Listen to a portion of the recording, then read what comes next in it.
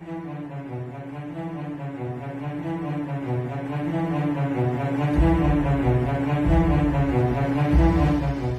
Myanmar's deposed leader Aung San Suu Kyi and her Australian economic advisor Turnell have been charged with violating the country's Official Secrets Act. The charges come almost 8 weeks after the military seized power in a coup and as the junta continues a violent crackdown on opponents to the new regime. A Sydney economist has been sentenced to 3 years jail in Myanmar following a secret trial by a military court.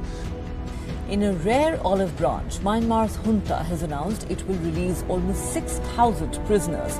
These include a former British ambassador and a Japanese journalist. Also, an Australian economic advisor who worked with Aung San Suu Kyi has been set free.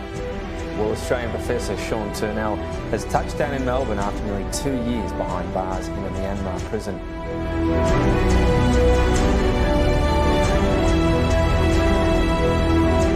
Hi there, and thanks for listening.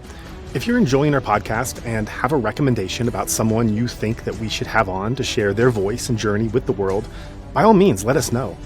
It could be an aid worker, monastic, author, journalist, doctor, resistance leader, really anyone with some tie or another to the ongoing situation in Myanmar. To offer up a name, go to our website, insightmyanmar.org, and let us know. But for now, just sit back and take a listen to today's podcast.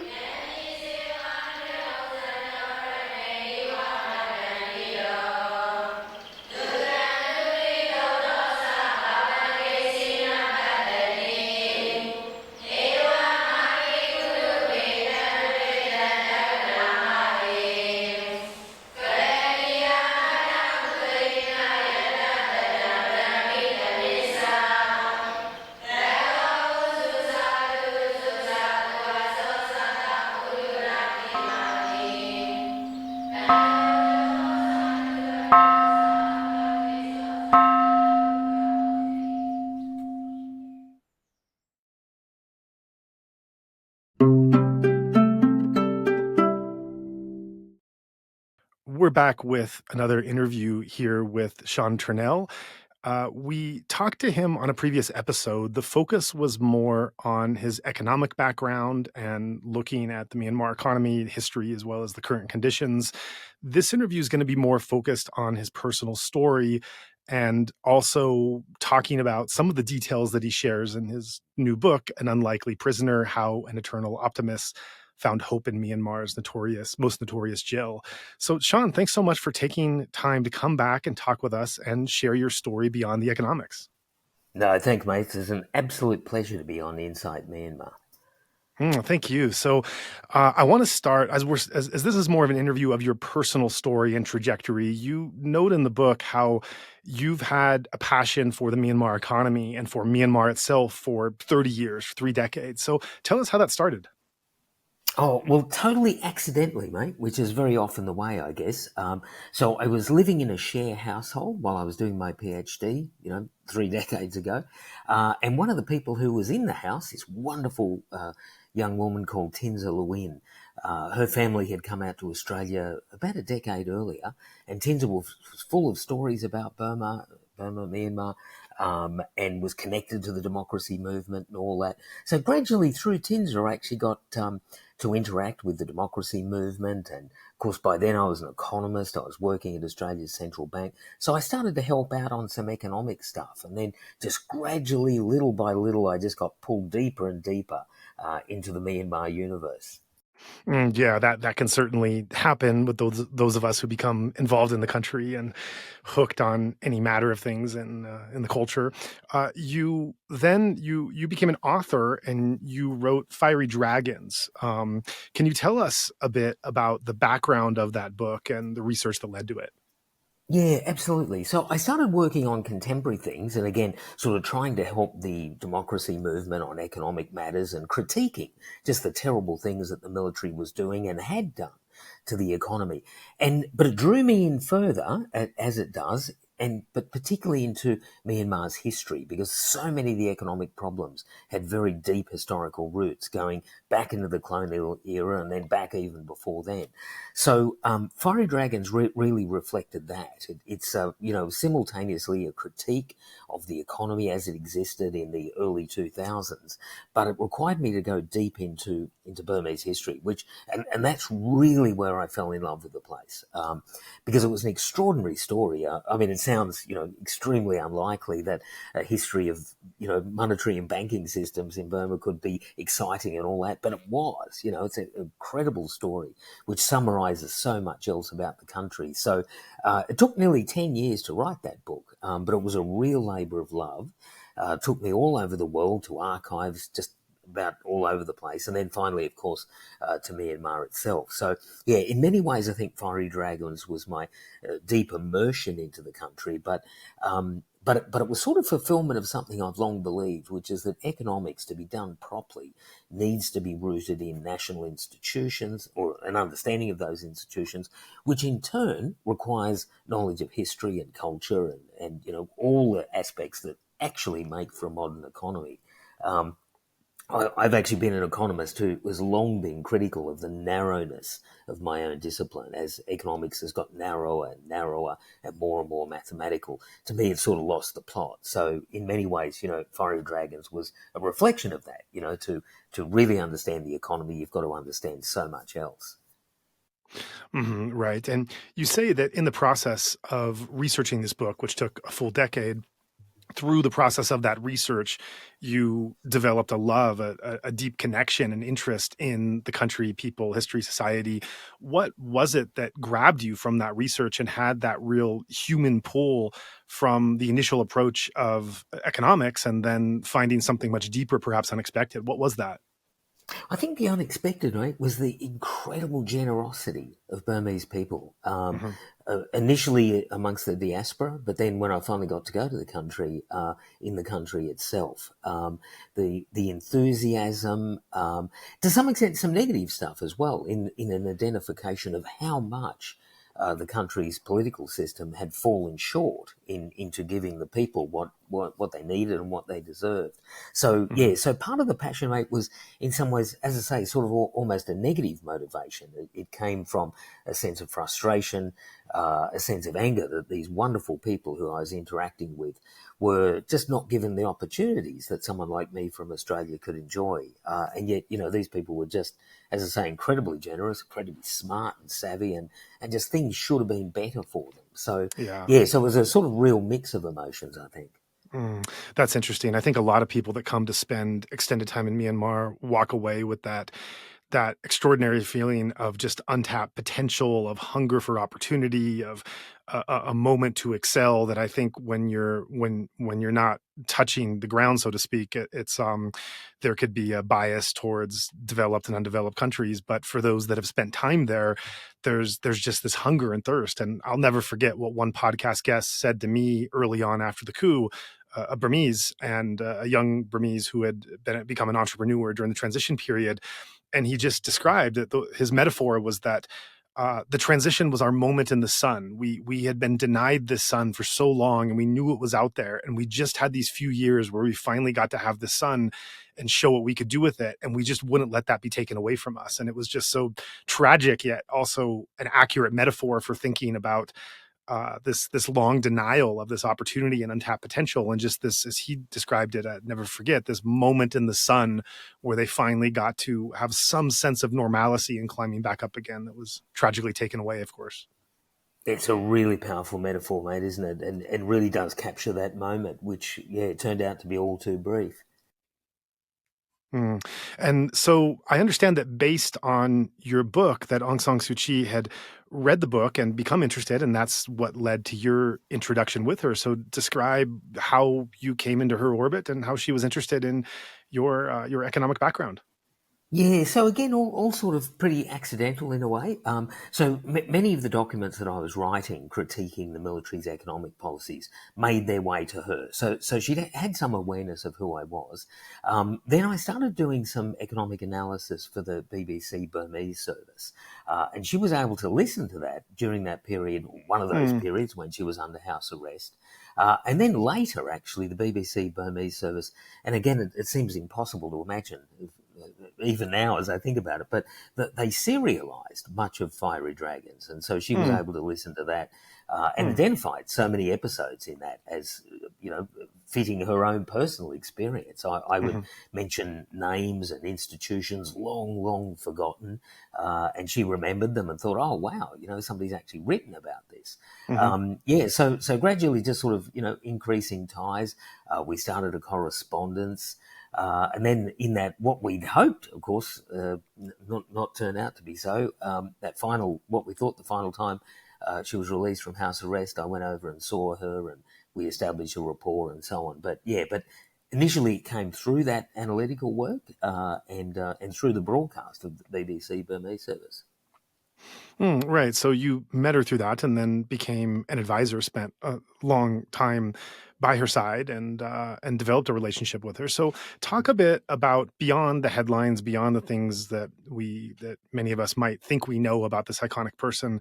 Describe a bit about what you would describe of her character and personality, as well as the type of relationship and rapport that you had. So she's pretty tough. I would describe her and I guess the analogy I reach for most is she reminds me of a sort of English schoolmistress. So she's very proper, exceedingly bright, and not given to sort of mindless small talk. So if you do venture into that, you'll find yourself that she'll explore fully whatever idea it is that you bring up and take seriously what you say. And interrogate you as to why you might have this view or that view and so on. So in other words, in a conversation with Dorsu, I always used to have to bring my main game, just to be really on top of things. But yeah, very engaging, extraordinarily intellectually vibrant and so on. And so to give an example, she's prolific in her understanding of language. I mean, her English is way better than mine, but as an Australian, that might be expected. But obviously her Burmese is leagues beyond what I could even dream of. But she speaks fluent and can read fluent French and German and so on as well. And so for relaxation, while she was in office, but also since she's been in the prison, she'll read French detective novels and things like that. So, so intellectually, just a truly extraordinary person.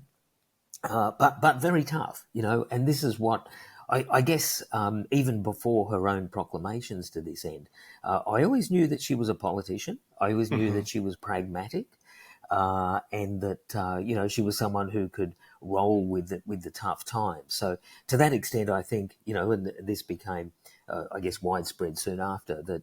She wasn't the sort of person that the mythology, particularly in the West, held her to be. She was a much tougher person than that. But for those reasons too, I think more effective as a leader as well.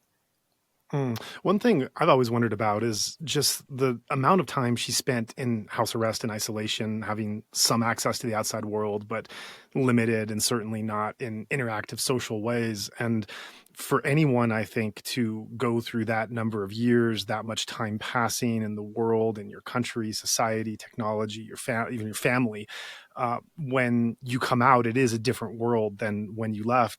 When you left, you're older, and there's an adjustment to be made to that changed world. You met her soon after she came out of that house arrest, as you thought that hopefully the last time that she came out. That's not the case, but to what degree did you see her kind of acclimating or adjusting or understanding this new reality she had been in, this kind of time warp since she entered that house arrest? Yeah, I guess for me, mate, just to be clear about it, she'd been out a few months before I saw her. So I think some of the basic stuff of reacquainting with the sort of modern world, if you like, had happened before I actually met her in person. But so in other words, that famous first meeting that she had with a mobile phone, for instance, had taken place, before I met her in person. So she got on top of a lot of that sort of stuff. Also, I think because of her reading and so on and listening, etc., she perhaps wasn't as behind on those issues as we might have thought. Having said that, though, I think your point's well made. And in fact, part of my readjustment over the last little while has been quite a steep one, actually, of just being out of things for nearly 2 years. But hers was much longer than that. But I think where it's had an impact, perhaps in terms of the way that she deals with things, a certain resilience to things, which is mostly positive, but it can, I think, have traits with respect to politics. That sort of puts her in a different position to most politicians who sort of move and sway with events, if you like. I think her views are much more fixed than would average politicians be. Right. Now, I want to talk about a couple of the big things that happened while you were an advisor before getting to the coup and your 650 days in prison, which is most of the content of the book that's coming out, The Unlikely Prisoner. And one of the things you had to deal with was a banking crisis. And I'm going to quote a passage from the book in which you describe the crisis that you walked into as an advisor. You wrote, quote, "Most banks were little more than corporate cash boxes for the crony conglomerates within which they sat, and often did little more than facilitate money laundering, tax avoidance, and influence peddling. Some were barely disguised Ponzi schemes. The worst were simply fronts for the financing of the narcotics trade, human trafficking, and other criminal activity." End quote. Wow, that's a lot to deal with, especially coming from probably a very different country and sector that doesn't necessarily have those as normal banking procedures. So, with that basic introduction that you would provide in your book of characterizing some of the banking crisis that you dealt with, expand on what you saw the banks doing, how the banks had come into existence at that time, and what you were trying to do in your role to help create better banks and a more stable society. It's a great question. I often used to say to people at the time, that is before the coup, that two things kept me awake at night. One was the idea that there might be a military coup. The second was that there was going to be a banking crisis. And that's the one I actually feared most and I thought would come first. So that's the level of nervousness I felt about the situation. So going into the government in 2016, right, it was the obvious thing that really stood out. Again, because of my work in Fiery Dragons, but beyond that as well. And I used to be a bank regulator at Australia's central bank. So my whole focus had been banking. I'd had a glimpse into the balance sheets of some of these banks and understood where they came from. And I was discomforted beyond measure. Because, when the NLD took office in 2016, scarcely a bank, in fact, I suspect not even one bank was solvent with the application of proper accounting standards. So the idea that there could be a banking crisis seemed not only a reasonable expectation, but it really seemed to be imminent as well. And the thing I'm most worried about was that if there had been a banking crisis, that would have destroyed the reform agenda. That civilian government would have done nothing economically for the next 3 or 4 years except trying to fix up the bank. So it was a desperate sort of feeling of, okay, we've got to shore up these banks somehow. We've got to stop them collapsing.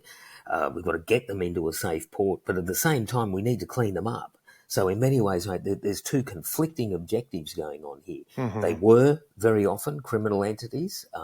If you look into the backgrounds of them, you can almost see bank by bank what sort of criminal activity they grew out of. A great many of them come out of the Shan state. Great many come out of, just all the areas that one might imagine that illicit activity takes place in Myanmar. So, so even from the get-go, you don't really want to lift too many rocks when it comes to the banks. But, even apart from a sort of an unfortunate origin story, their condition as of 2016 was absolutely dire. So it was a matter of just trying to convince them and try to apply the laws to get the banks into a safer position. And there was huge resistance to that. in ways that I could never be open about at the time. So, in fact, I can only be open about it now, and we used to sometimes get threats from the bankers. And in the book, I think, from memory, I quote one of them who said to me, Sean, if we go down, you're going down with us. Right. And that was sort of the mode, so because essentially what we were doing was to try to get, try to clean up the ownership of the banks by applying fit and proper person tests, which is just a fundamental of banking. But of course, a very incomplete and imperfect effort that was. But then also to shore up the banks, get them to put more money in. And so that really was the bottom line. So the resistance from the banks often came from simply that.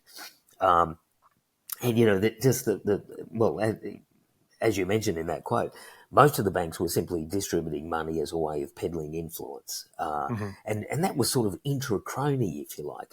So, as I said, some of them sort of sat in the middle of these crony conglomerates and acted as a sort of corporate cash box, but also they interacted with each other as one crony lent to another and bailed each other out, even when sometimes they were fierce competitors in other ways. So the whole system was pretty rotten, and it just meant, it's incredibly difficult, incredibly slow, and somewhat perilous, which I think, later events demonstrated.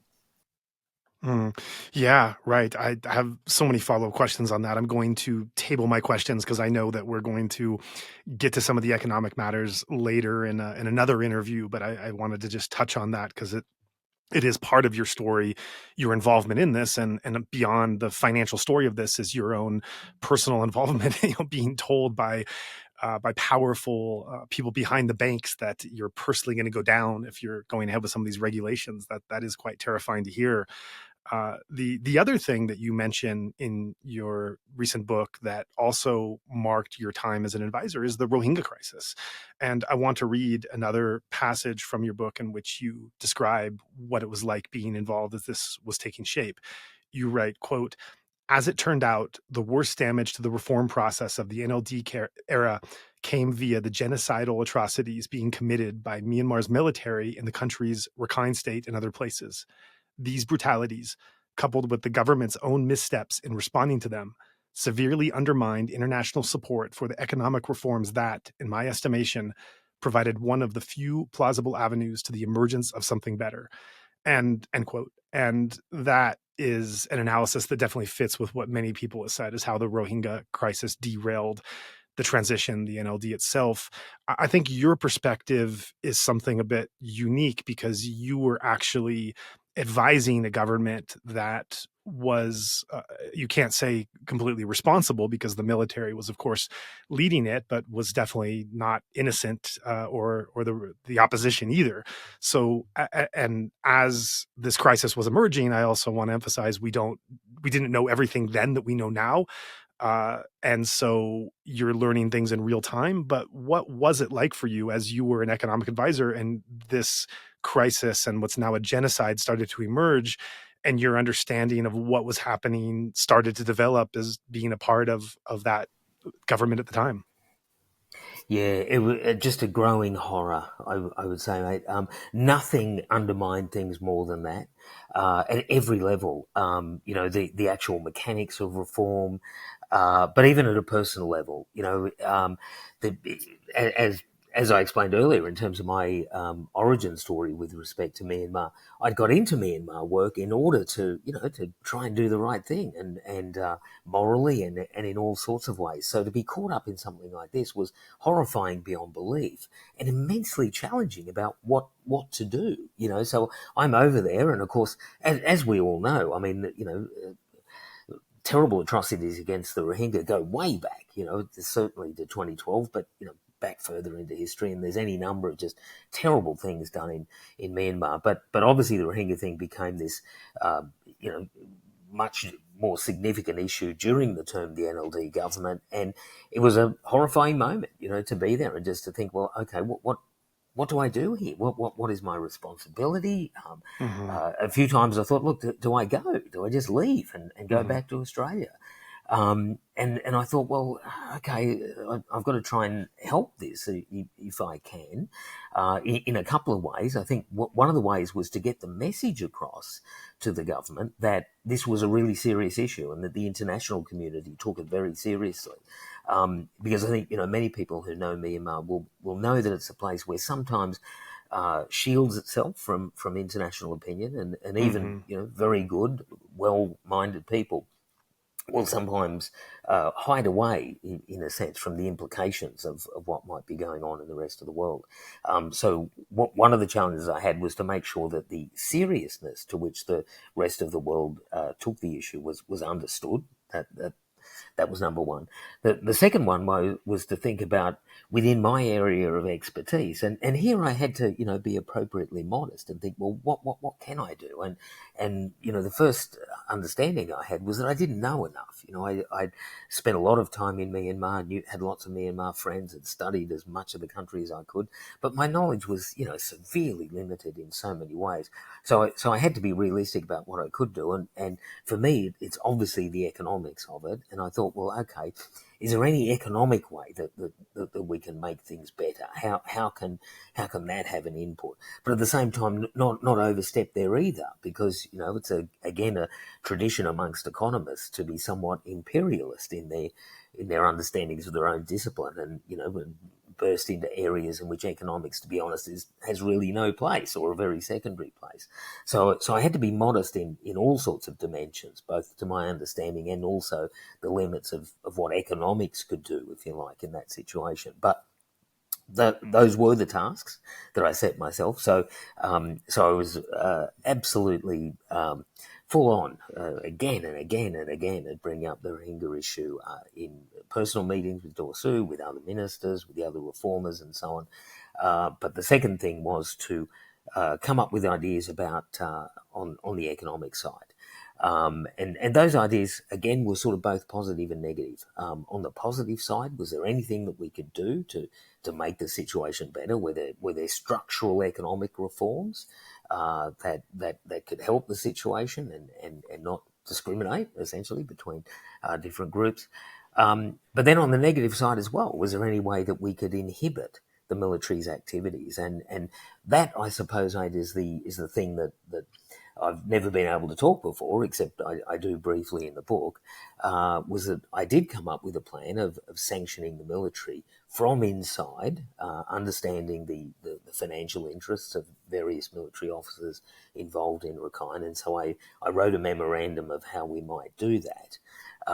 And, the risk of fast forwarding too much, that memorandum became a key document for the prosecution against me later on, once they saw the implications of that. So, but look, it was enormously challenging at so many levels, and beyond that, words are almost not enough actually to convey both the horror against the Rohingya, but also just the terrible moral dilemma that it had for me and others as well, and very seriously considered, because it really put in jeopardy everything.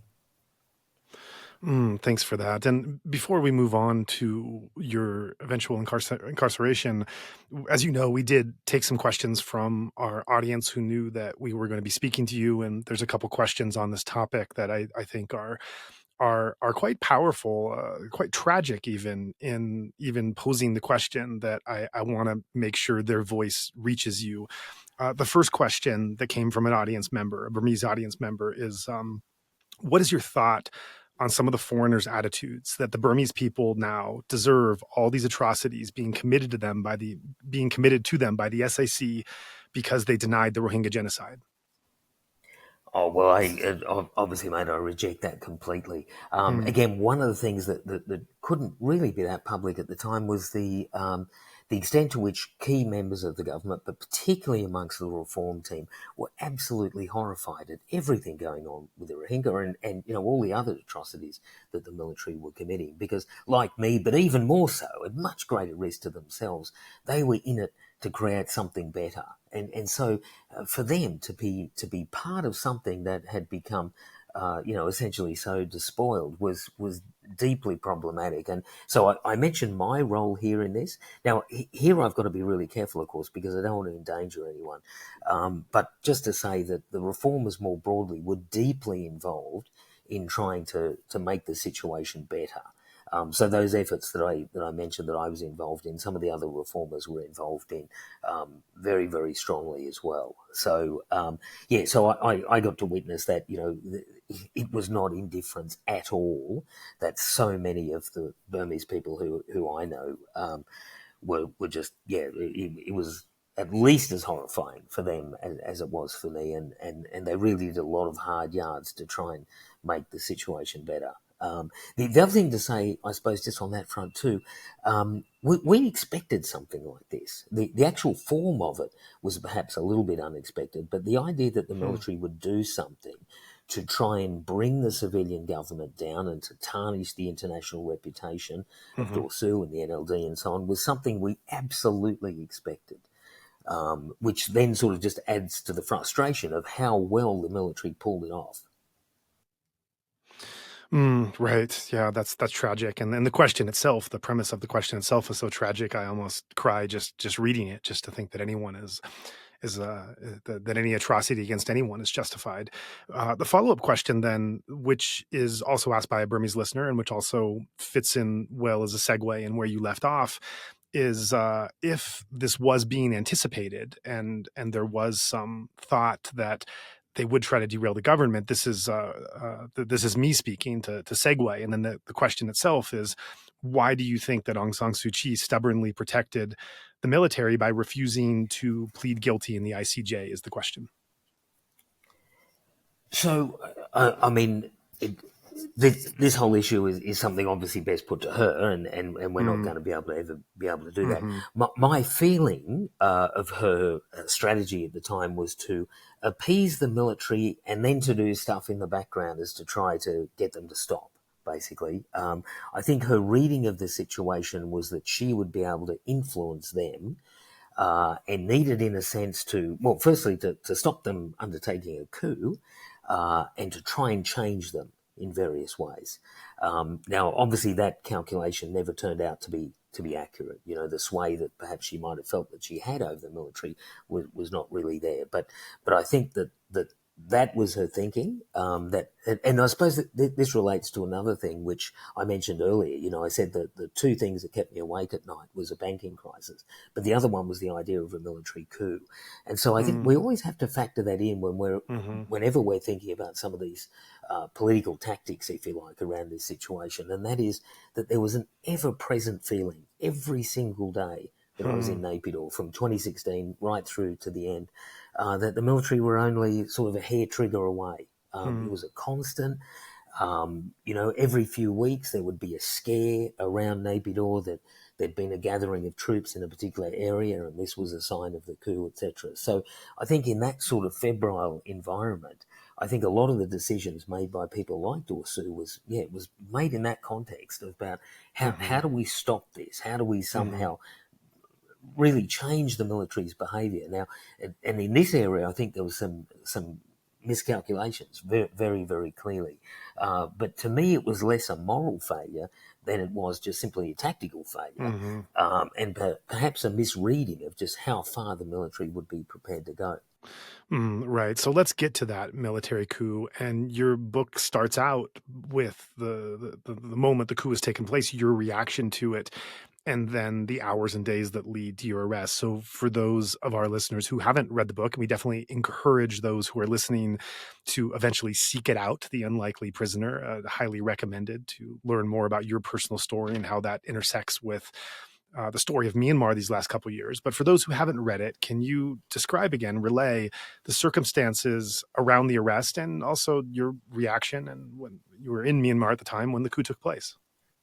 Yep, so the coup, as we all know, took place on the 1st of February. It came as a complete shock to me in terms of its timing.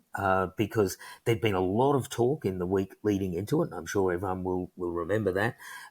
There'd been a breakdown of talks between the civilian government and the military on the Saturday beforehand. I think, it'd be the 30th of January. So there'd been a lot of talk from the military, partly, I think, inspired by the very similar campaign then being waged by Donald Trump in the United States against those election results. I can't help but feel that the Burmese military took note of that. So it was a very similar sort of agitation leading up to the 1st of February. And of course, the 1st of February was not only the day of the coup, but of course it was on the eve of the sitting of the new parliament, of the new government. So it was a very key date. So there was a lot of tension leading up to that. Those talks that I mentioned between the civilian government and the military broke down on that Saturday, and we got very nervous. I'd actually made some calls up to Naypyidaw to get a feel for what was going on, and had received what ultimately turned out to be false assurances. I was told that, look, the situation's tense, but it's okay.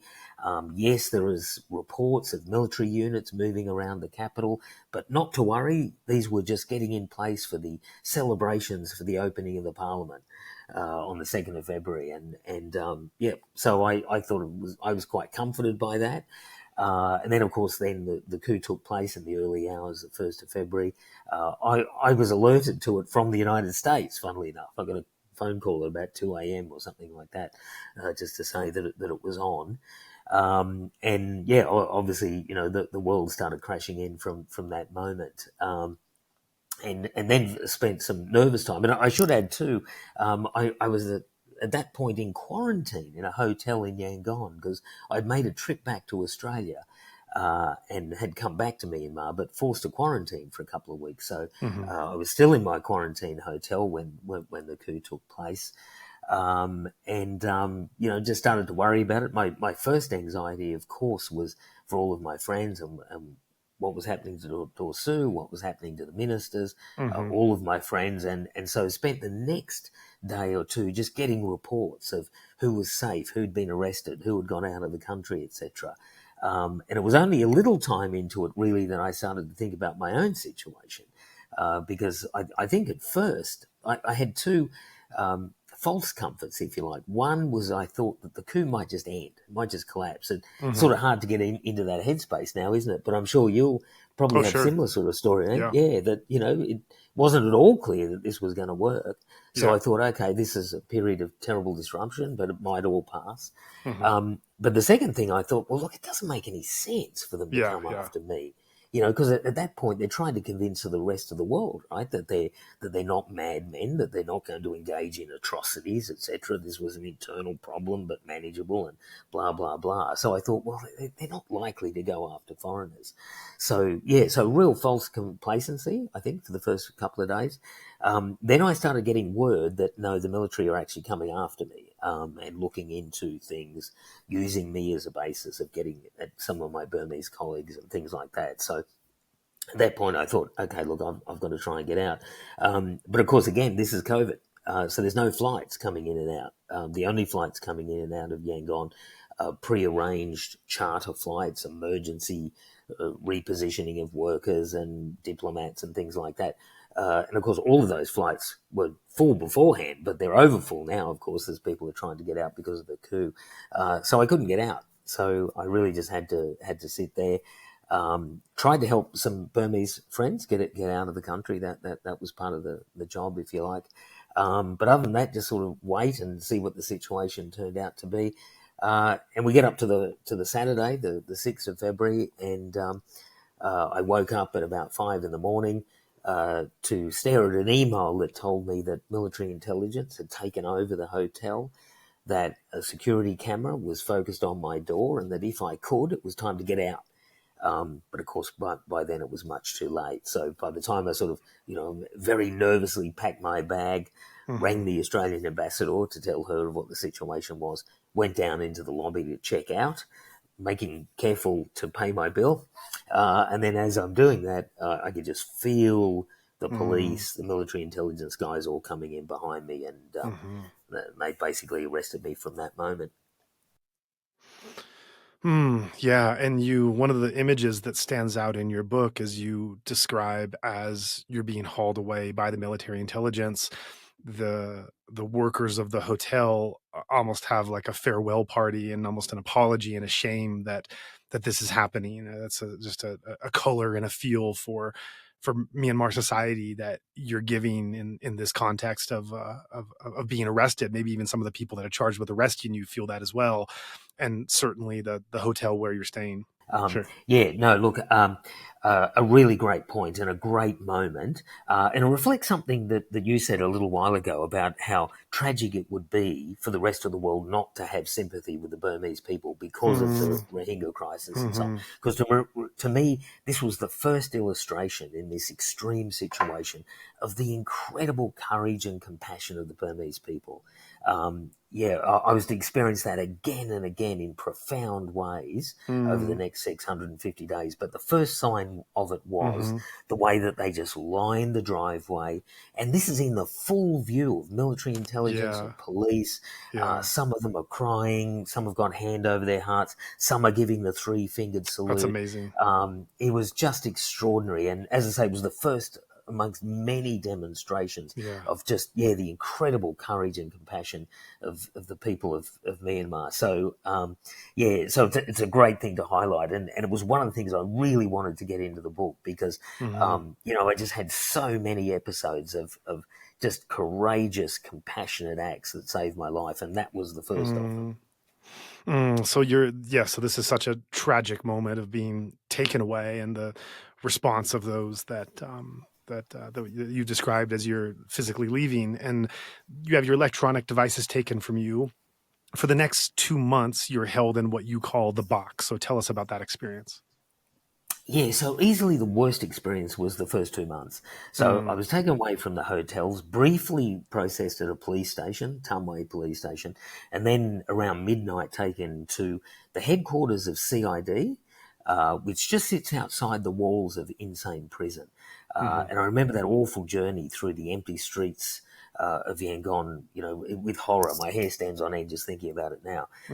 But we're driving through the empty streets, heading northwest. And I thought, gosh, okay, northwest. There are two things in the northwest. One is Yangon Airport, and maybe they're just going to put me on a plane and deport me somehow.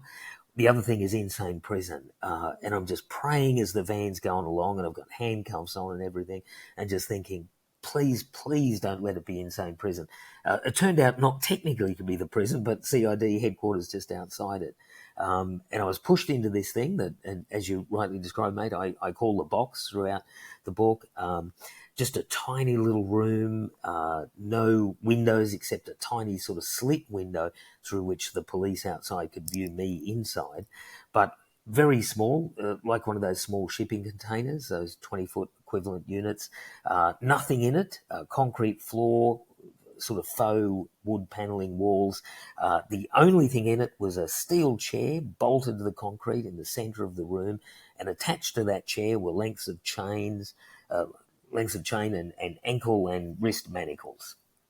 That was it by way of furniture, and I was put into that room, and I lived in that room then for the next 2 months. Just a horrific place.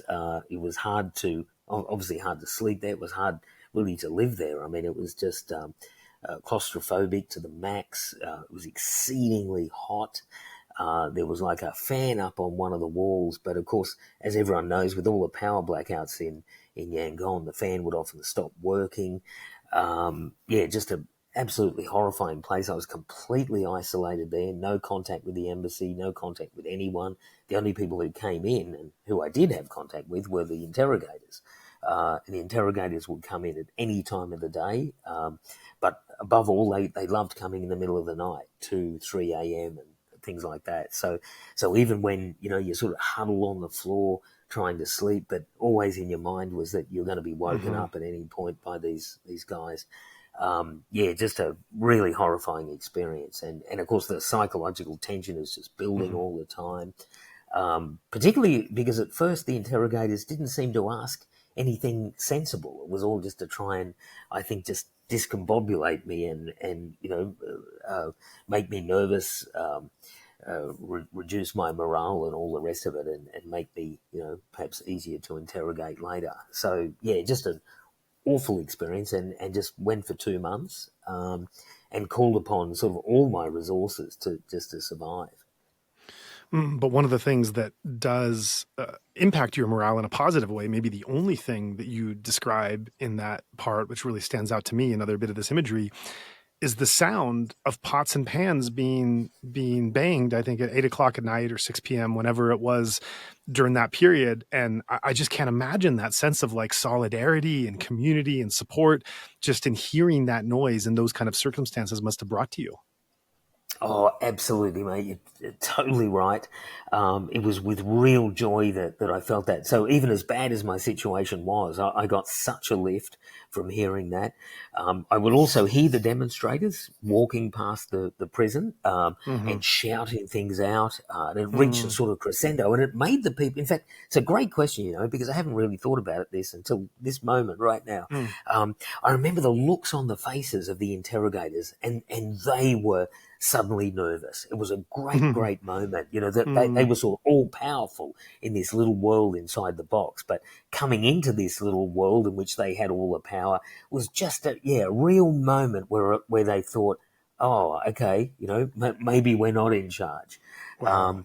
And that continued on and off throughout the whole period. And then even after things had, obviously then the military turned on people, as we all know, and started shooting and all the rest of it. But even well after that, you would get isolated incidents. I would hear a car vaguely going past and people shouting out of the car at CID and so on. And I suppose, yet another illustration of the bravery of people, to do that, just to directly confront these tormentors. So, a real lift from being able to hear that. Right. So then you have those 2 months where you're in the box, and then after that, your worst fears do come true. You're moved not far to insane prison. This is the colonial British-built prison at the time that is now infamous in Myanmar for generations. And you have you bring a lot of physical imagery to the book and describing what it felt like to walk into this dark cavernous place, and details about the feeling that make it come alive and all of its ugliness and terror. So as far as you can do now and bringing to memory for those of us who have been spared the having to enter such a place, describe to us what Insane was like as a prisoner. Yeah, so complete and utter horror. Just seeing that old guardhouse, which of course is deliberately built to intimidate. That's the whole purpose. And I think in the book I just describe it as something that's almost shouting at us, despair, all of you who enter here.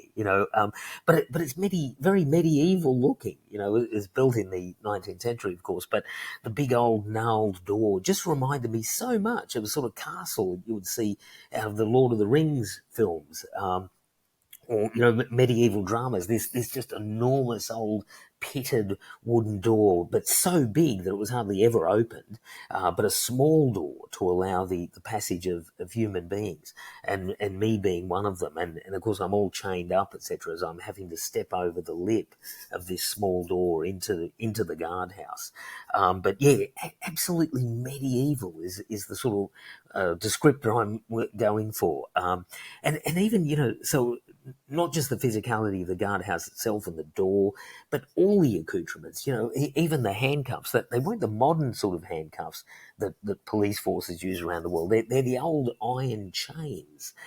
So coming from Australia, we grow up in the story of the convicts and all that, and Botany Bay and the transportation system and all that. It reminded me of that, that it's all just heavy iron that is attached to you. And of course the place is incredibly run down. So you just get that, just that overwhelming feeling that you're entering a dungeon of the sort, hitherto I'd only ever seen in movies. So just extraordinarily despairing.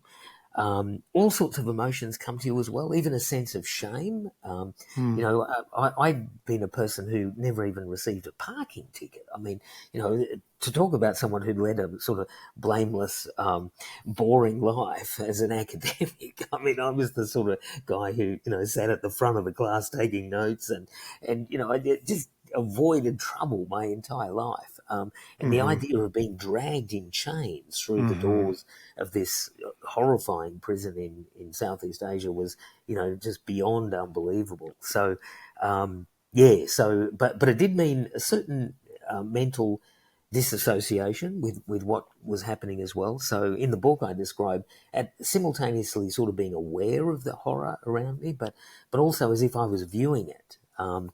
And also actually being very mindful of being able to describe it later. So I was sort of all ears and eyes and you know, just trying to record the whole scene. But yeah, certainly just horrifying beyond belief, that first entry into the prison. So I guess one thing that might balance the horrid conditions that you find yourself in is some of the surprising and heartwarming members of the community that become your comrades and your supporters and your friends that you go into detail describing some of them individually. So take us through some of the people that stand out that made this horrid stay just a little more manageable. Yeah, and this is the real upside to the whole story, and but again, that idea that, you know, just people in Myanmar are so courageous and compassionate. But yeah, so after this sort of horror entry into the prison, I'm taken into Ward 4, which was this area of insane prison where I was going to be housed. And the first thing that happened, the guards sort of brought me into this compound, and this young man came up to me with a jolly face and a T-shirt, inexplicably with Dorsu on it. Came up to me, a big smile on his face, and just said, "Sean, you're okay now. You're safe. You're with us." Wow. And I'll just never forget the moment. But I also remember having the thought as well, yeah, but we're all here, you know, we're all in prison. But that young man, who I can name, because he's safely not in the junta's clutches anymore, his name is Paye Tu, very well known, I think, young democracy activist. Been in touch with him since, but just wonderful. I mean, he you know, this worst moment of my life, his smiling face is something, you know, I'll never be able to forget.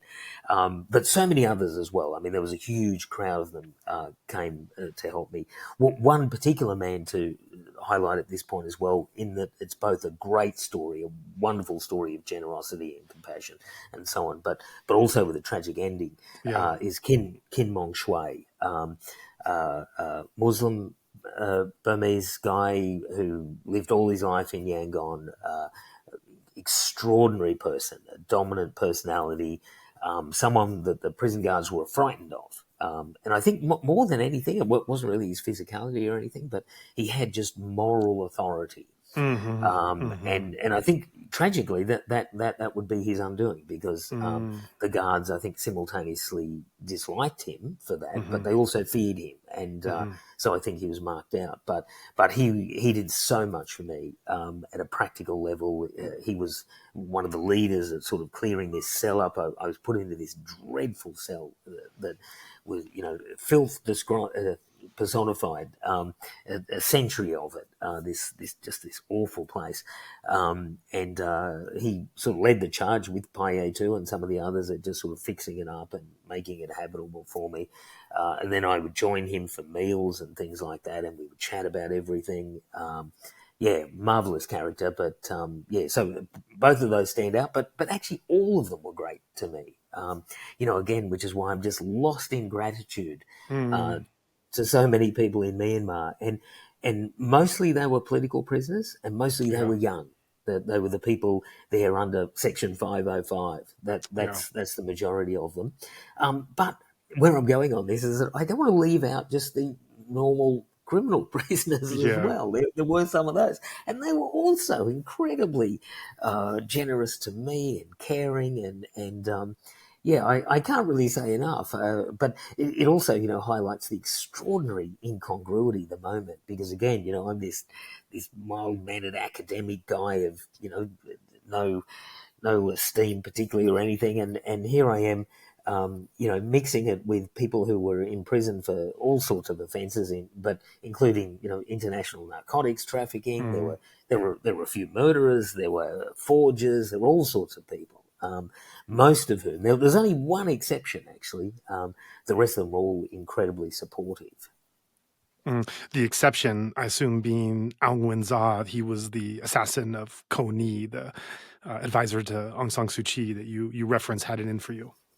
Absolutely.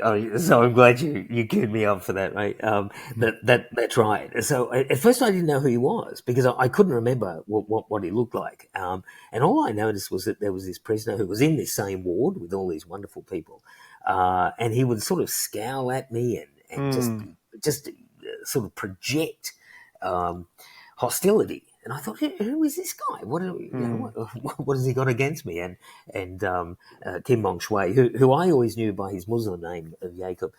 So Jacob said to me, no, Sean, this is who it is. And he then went to describe it. And then, of course, it all clicked into place. But, so he was really the one exception. The rest of the prisoners were just fantastic. And occasionally I would see the mass of younger prisoners as well, because insane prison is very big and it's segmented and all that. But on occasion, I would be able to be moved around, or as I was being moved around the jail, I would see many others as well, and I'd get all sorts of shouts of support, the three-finger salute. I saw many young women prisoners at this time as well, who were, again, strength and compassion personified. So, I have nothing but sort of profound gratitude to my fellow prisoners in Insane and then later in Naypyidaw as well. I think this is such an important part of your story to highlight and to balance the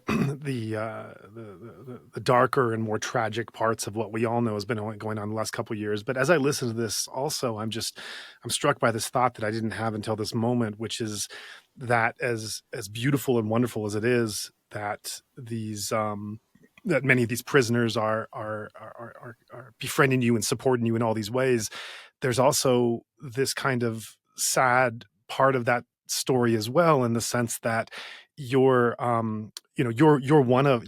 foreigner who has been a strong ally and supporter of the democracy movement and human rights and other things. And there aren't that many of those. There aren't that many of those who have really stood up and stood by and showed up. And in your case, also been on the other side of it. And so I think that part of that tremendous joy and support and admiration for seeing you there is also a kind of sad indictment that there aren't many people like you, not then and not now, outside of Myanmar that has made this a cause. And that goes to, the media attention and the way it's being understood. Also back to that tragic question of the way that the Rohingya crisis has been misunderstood by outsiders, that these days of this military coup, it's harder to find those supporters. We've had people on the podcast that have talked about trying to go to New York and Los Angeles and kind of go to the same progressive crowd of people who support these causes, who supported it in the past, and who could use their platform or their name to be able to stand for the democracy movement and the resistance against the military. And they've reported back that, I know they haven't said the names publicly, so I won't, but big names, but to a person, none of them has really taken that step because of somewhat of partly that it's a cause that people don't think about in general, and partly because of the moral confusion that happened after the Rohingya crisis. But it's also kind of highlighting just how few of those outside allies there are, and you being very much one of them. Then the camaraderie and the affection, the loyalty, the gratitude that is being shown is perhaps a sad kind of symptom of that as well. Oh, I think you're absolutely right. I think that's a very good point, actually. And I think it sort of reflects another, which is that I think in many ways it's not so much me as a person as opposed to that symbolic role, if you like. And to the extent that I was able to get some pleasure inside, mate, it was exactly as you've outlined, actually, which was that I could tell just by my presence, and again, not me personally, but to the extent that I represented international interest, Right. it was something that, you know, gave other people hope. Again, you know, just to stress that it was not about my personal actions, because, Yeah. you know, I was just, you know, just trying to cope and so on. And I was always aware of being the weakest link amongst them all. But that symbolism, I think, was important. And yeah, so to the extent that I derived any pleasure out of it, I think it was exactly that my imprisonment and the fact that the regime cared to go after me sort of sent in some ways a positive signal to my Burmese colleagues that the international community was through the persecution of me, if you like, still mattered to the junta. Yeah. You know, but your other point, I think, is equally, you know, incredibly well made about there are, you know, many people who I think shied away from supporting the people of Myanmar since the coup because of I think a lack of understanding that had gone on before, but also just, I don't know. I mean, one of the great tragedies, of course, is that the world is in a bad way in so many areas now. And unfortunately, Myanmar and its suffering has just slipped way down the list of international attention. So it's, it again just sort of adds to the tragedy of it all. Yeah, absolutely. And it reminds me of something another podcast guest said some time back, a Burmese activist in Los Angeles who organizes different protests and rallies. And she made the observation, you know, when we just get one white person to show up and to be involved, we're so happy, because then it becomes less of like an issue that the expat and the exile community is carrying, and something, and just showing that there's that international bridge and connection. And it makes me so sad hearing that the struggle to want to move beyond one's own community to make this a human issue, which it is and which it should be, and which so much of our platform is also directed at wanting to engage and inform, certainly within the community and those that are already allies, but also those beyond, to show them why they should care, why so many parts of this conflict and this story are something that we should take at a human level, and not an issue affecting one particular community or ethnicity or nationality. Yeah, look, I think, again, that's a really important point. Sometimes I get it, well, not sometimes, all the time, I get embarrassed at the attention given to me and the praise given to me, because, frankly, I know it's not warranted. But on the other hand, I'll take it. I'll do the publicity. I'll do all this stuff simply because it does make a difference in the way that you mentioned. As unfortunately, you know, because, you know, it's unfortunate that the suffering of a foreigner, in a sense, is sometimes needed to break through, you know, and so there's been a lot of coverage, obviously, of the book in local newspapers here in Australia and elsewhere. But, you know, my suffering compared to the suffering of so many Burmese people is negligible, you know, and in so many ways, you know, as much as I did suffer and how long it went and all that, I was still in a really privileged position. I always knew that one day I would get out, but that wasn't true of the Burmese people who were showing me their compassion, who at great cost to themselves were supporting me and all that. Now, they weren't, they had nothing like that. They had no country that was advocating on their behalf. They had no country or family or home to go to in Sydney, Australia, this paradise that I live in. They had none of that.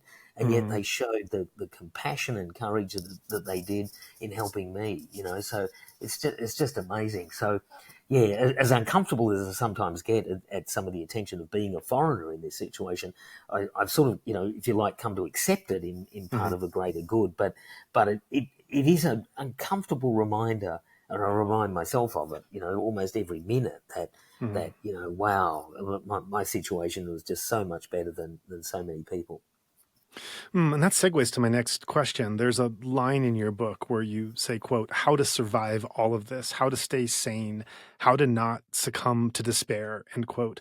And this is pointing at, how do you find hope or optimism in such dismal circumstances? This is essentially the human question that we see repeated in so much literature and people who pass through such hardships and atrocities. And indeed, the subtitle of your book is that you identify yourself as an eternal optimist. And so what was the secret to being able to call on that inner optimism in one of Southeast Asia's worst prisons, and to stay sane and not succumb to despair over the course of 650 days? So two answers to that, mate. One semi-frivolous and one serious. The semi-frivolous, and only semi, is that I am an optimist, but it was often said to me, or once said to me powerfully by a friend of mine, Sean, you're an optimist because you're just not paying attention, which may or may not be true. I also have an incredibly powerful fantasy life. I'm a voracious reader, and books were, absolutely central to my story of survival. So, not only reading books, but thinking about books and creating of an imaginary world is something that I was really able to tap into. So, so that's at the sort of micro, semi almost trivial level of getting through, but still powerful because of that, But the second one, mate, was a longer view. My reading, always history. So, pulling back a bit about my own situation, I knew that I was just part of something much bigger, something important, something that in the long arc of history would be seen as a great movement. And so I was always conscious of that I was doing the right thing, and that history would be kind to me, and kind to all of us, in the whole story of Myanmar on the sort of democracy side. So so just being able to, I think, locate my personal, micro suffering within a much greater story enabled me just to get through. I thought, well, okay, this will pass. I'll have an opportunity to tell the story. And I used to tell all of my Burmese friends in the prison, I said, look, I'm going to write this story. It's going to be the first thing I do when I get out. And in fact, the major question I had to them was, can I use your name? What do you think about this? Would you like me to protect you, or what do you want on that front? So I was always very conscious, if you like, of that. And so, again, in a way, but this time intellectually, disassociate myself from my individual suffering and see it as a broader story, and just think, well, okay, this will pass. It's part of a bigger story, a bigger struggle. And there were things to do. It was important not to collapse. It was important to keep going. It was important to stay sane for the cause, but also for my family and so on back here in Australia. So I thought, well, I don't have any choice about what they're doing to me, but I do have a choice of how I react to it. And so, I've just got to get through it, just be very pragmatic. It was sort of came down to that. It was not, courage or anything like that. It came down to a pragmatic decision. How do I protect myself? I do that by staying sane, by trying to busy myself intellectually as much as I can, by talking to my colleagues, supporting them, being generous in the sense of receiving their help, because of course it's very easy to push people back when they're trying to help you. And one of the things I realized was to accept that help, and that was that would help them as well as help me. So so a number of things all together, eh? But I would say that there's that twin sort of thing, a sort of micro story of reading and just escaping into imaginary worlds and so on, but then a bigger picture view that this was something much bigger than me, and I just had to place it in that context, and doing that was really helpful.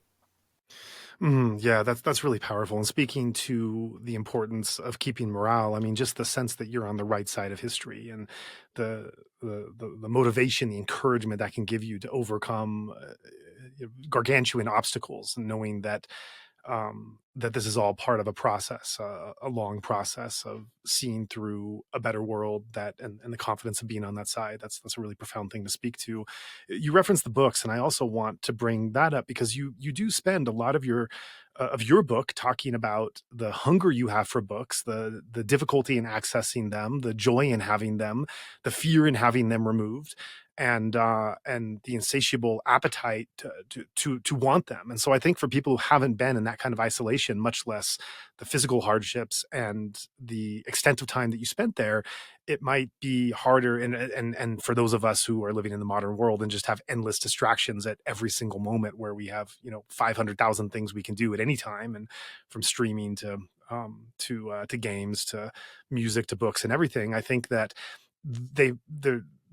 it might not be such a clear understanding of where this hunger for books came and this fear of not having them. So just describe the role that books played in your life, I guess, leading to your imprisonment, but then in the outsized importance that books then had while you were incarcerated. So books always central to my life. You know, going way back to it as a kid, I became just completely immersed in books. So the classic sort of nerdy bookworm was my life as a sort of teenager. Which again goes to this idea that my whole story was just so unlikely. But yeah, voracious reader.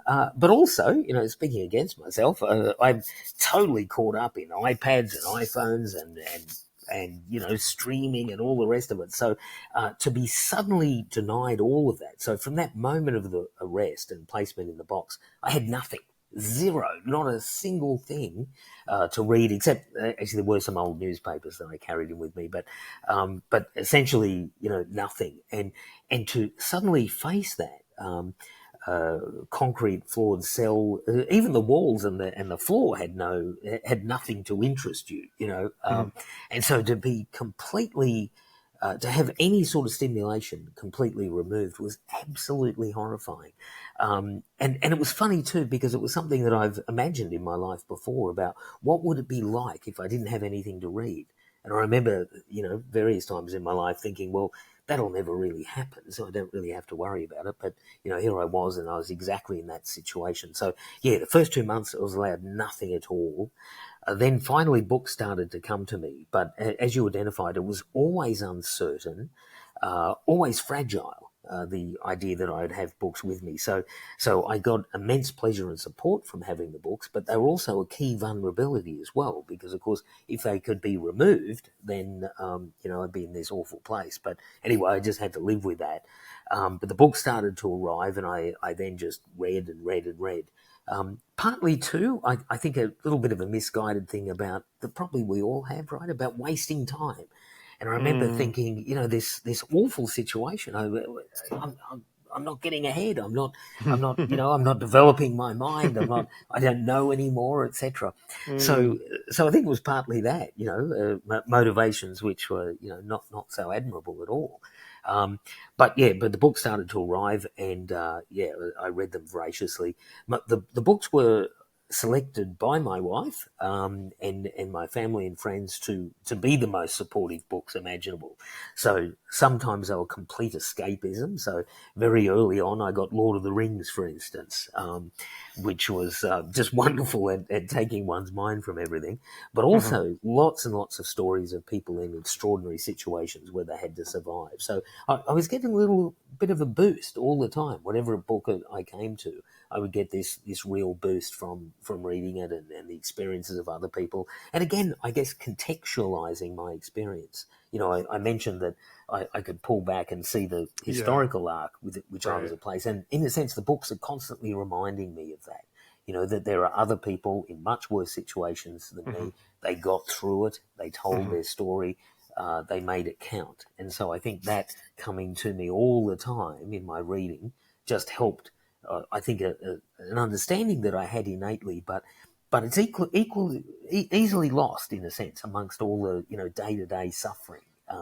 You know, all the pathetic things that take place, the filth, the degradation and all that, your mind can very easily be, you know, knocked off course. And so I think the books, by being a constant supply of inspiration, were just so beyond helpful. They, I think I've got in the book something along the lines that, you know, books were always a part of my life, but now they saved my life, and I don't think that that's an exaggeration.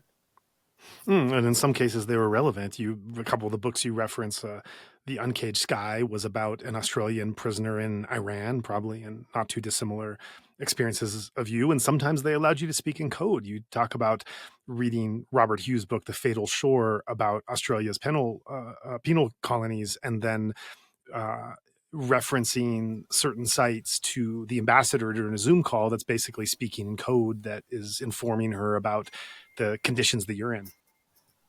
Absolutely, yeah. The books enabled me to reference things in the book back to Har, my wife, or to the ambassador, because they obviously knew what I was reading, and I was able to then convey a message. And the example you gave is a great one, because I wanted to convey to the ambassador, because I was a bit worried that they might have thought I was in a nice house somewhere and I was just isolated, but other than that, having a good time.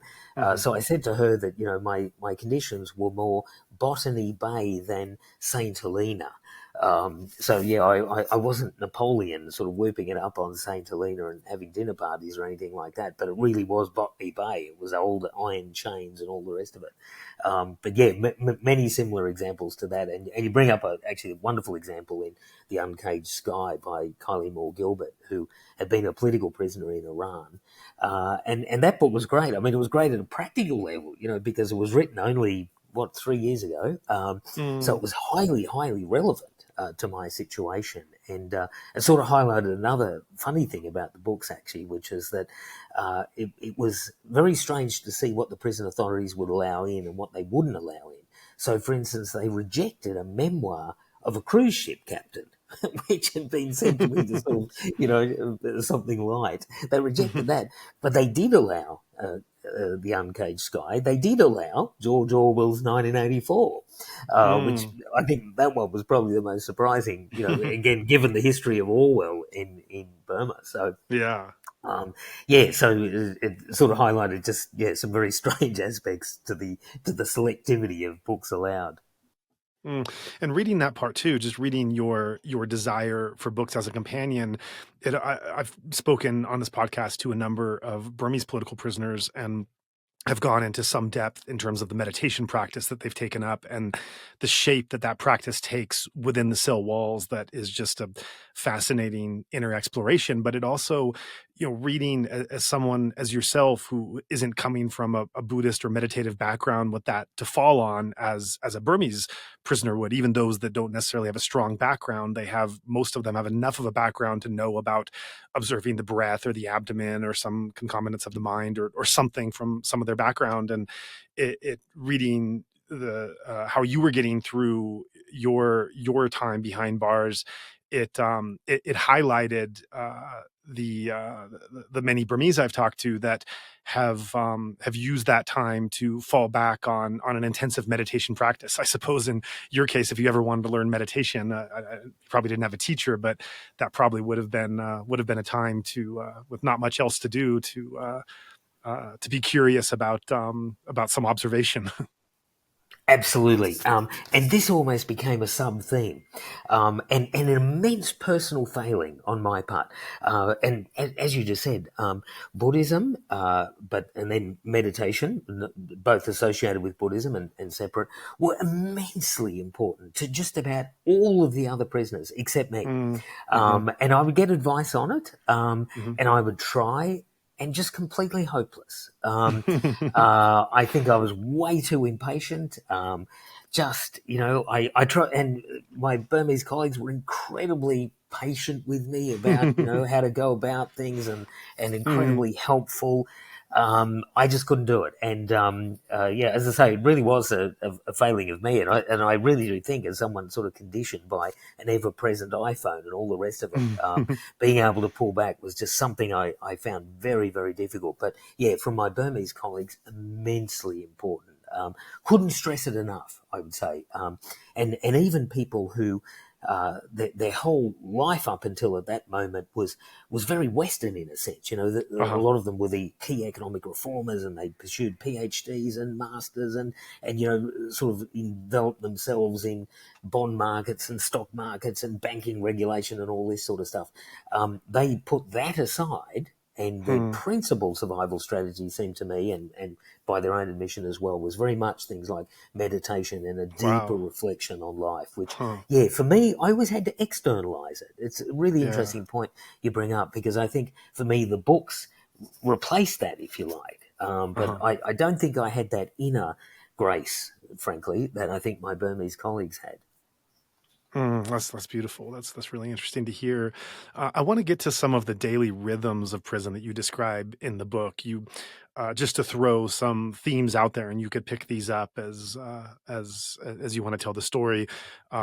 Just normal human activities: eating, sleeping, bathing, social interactions, exercise. whichever direction you want to go, and just painting a picture and describing for us what shape these things took and the difficulties of each of them, all less than ideal in surviving the incarceration. Yeah, so perhaps first then I might start with the physical environment, and so I'm living in a concrete cell, and this is the case both in Insane and then later in Naypyidaw, at a much newer prison, but where the conditions were just much worse. But yeah, concrete cell, damp and mold all over it, often with pools of water just lying on the floor, because as we know, I went through 2 monsoon seasons. Hideous places physically. In the case of Insane Prison, of course, very old and all that, and the door being just a door of iron bars, and that's completely open to the elements. So these cells are not, they're indoors in terms of the cells themselves, but immediately outside them is just the outside world. So the weather all comes through those doors, but so do creatures. And so I'm forever battling the entire time, ants in particular, and ants just get everywhere. Worse for this was Naypyidaw, because the Naypyidaw jail had been built in a sort of clearing of what had been a sort of monsoonal sort of swamp, basically, up there. And so, yeah, the ants would just crawl all through you, all over you, through your bedding, they would eat your way through any food that you'd been able to store, so you had to be so careful of things like that. But yeah, apart from the ants, which I'm almost distracted now thinking about the battles I had with the ants. But then spiders, and then a creature that we never get in Australia, but which is, well, I don't think we do, but which has horrified me since I was a kid, which is a scorpion. I think on about 3 occasions, a giant scorpion being inside my cell, which is just horrifying when I saw it. Giant centipedes that were poisonous, and then of course rats and things like that coming in and out all the time. So, and then on top of that, of course, just the accumulated filth, the toilet facility. So each of these cells had a squat toilet at the back, which, perhaps not surprisingly, had not been cleaned, I would say since the day the jail was built. Just an awful physical environment. And then on top of that, of course, the weather was awful. Again, particularly up in Naypyidaw, it's just hot all the time. Sweat is pouring down your face. You've got no fan. You've got nothing like that. So you just got to, get through that. So physical environment's awful. The food's awful. So 2 distributions of food in the day, early in the morning and then again in the early afternoon. The food's just delivered in buckets. 1 bucket of badly cooked rice, underdone and overdone, never in the middle, it seemed to me. Another bucket of sort of very watery bean soup, which was probably the most healthy option, and then another bucket of meat of some description. But by the time it got to the prisoners, it had been completely picked clean of any nutritional value. So there was usually only some bones and gristle sort of left in that last bucket. And you'd have to sort of just scoop out of these buckets with a ladle that was there, but everyone's hands are getting in the bucket, so all sorts of diseases are easily spread and easily. And this was during the pandemic. This was during the pandemic, and I got COVID 5 times, even though I'd been vaccinated. My first vaccination was, I think, and I was told this by the jail authorities, that I was the first prisoner vaccinated against COVID. But it was the Chinese vaccine, the Sinopharm, I think, first, and then Sinovac later. But they weren't very good, because I got 4 injections overall, and I got COVID 5 times. So that suggests something on that score. The terrible, just hygienic conditions, which just meant the diseases and so on, very easily spread. Food awful. You could augment it, though, with deliveries from outside. So I mentioned, getting books, etc. But the other thing that the embassy was able to get to me was food from outside. And that even included things that my wife could bake here in Sydney, Australia. It's just such a great story. And in the book, I've got a wonderful picture of her putting a fruitcake inside a vacuum-sealed container. sending it down to Canberra, where it then went into the diplomatic pouch, taken across to Yangon, and would ultimately get to me. And again, I think that the funniest one about that was that she loves and is a wonderful cook of a fruit cake, which has lots of alcohol in it. And I'll never forget, the moment of undoing one of these pouches and just getting that waft of brandy off the cake. Just fantastic. So so you can augment the food, but just as with the books as well, that food supply easily disrupted and the right to it easily withdrawn. So always vulnerable on that score. So, and there were numerous occasions when you just wouldn't get anything for a month, a couple of months, things like that. So always vulnerable to it. So, which again creates sort of problems because, you start to depend on it and you start to look forward to it. And you can get in quite distress when it doesn't happen. Other than that, lots of walking outside, lots of talking, particularly again when I was taken up to Naypyidaw and reunited with many of my colleagues as economic reformers. And we would spend much of the day talking about economics, their optimism. I wouldn't want to not talk about that. Their optimism was extraordinary. We used to spend most of the time just talking about how we could fix the economy once this was all over. That sort of never escaped, just marvellous. The prison guards, mostly innocuous, some good and some obviously very sympathetic, some horrible as well. But I suspect, jails are not places to bring out the human character, maybe, I'm not sure, amongst prison guards and so on. So you get a lot of awful people, but for the most part, I think that they were frightened, but probably tried to do the right thing within those parameters, with some exceptions, as I mentioned, of people who were, I think, attracted to being a prison warder because of their sadistic tendencies. So, certainly a few of those. Water was always a problem. Getting clean, drinkable water, always problematic, particularly, again, up in Naypyidaw, because the place is just so dry. Like during the dry season, it's really dry.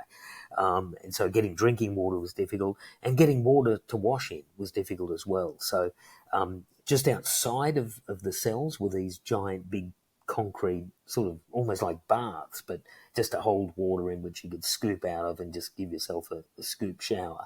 But there were times when that dried up, which was awful, again, because of the heat and all the rest of it. So, so none of that was particularly pleasant. There were many sort of observations I had about that, and I think I even talk in the book about how Burmese people are very modest physically, and I can remember admiring the skill at which my colleagues would have a shower while positioning the longi around them, such that they were never naked, for instance.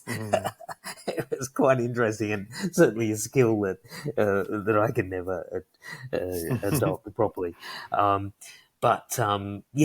physical environment, just awful. Food was awful. Prison authorities, mostly awful.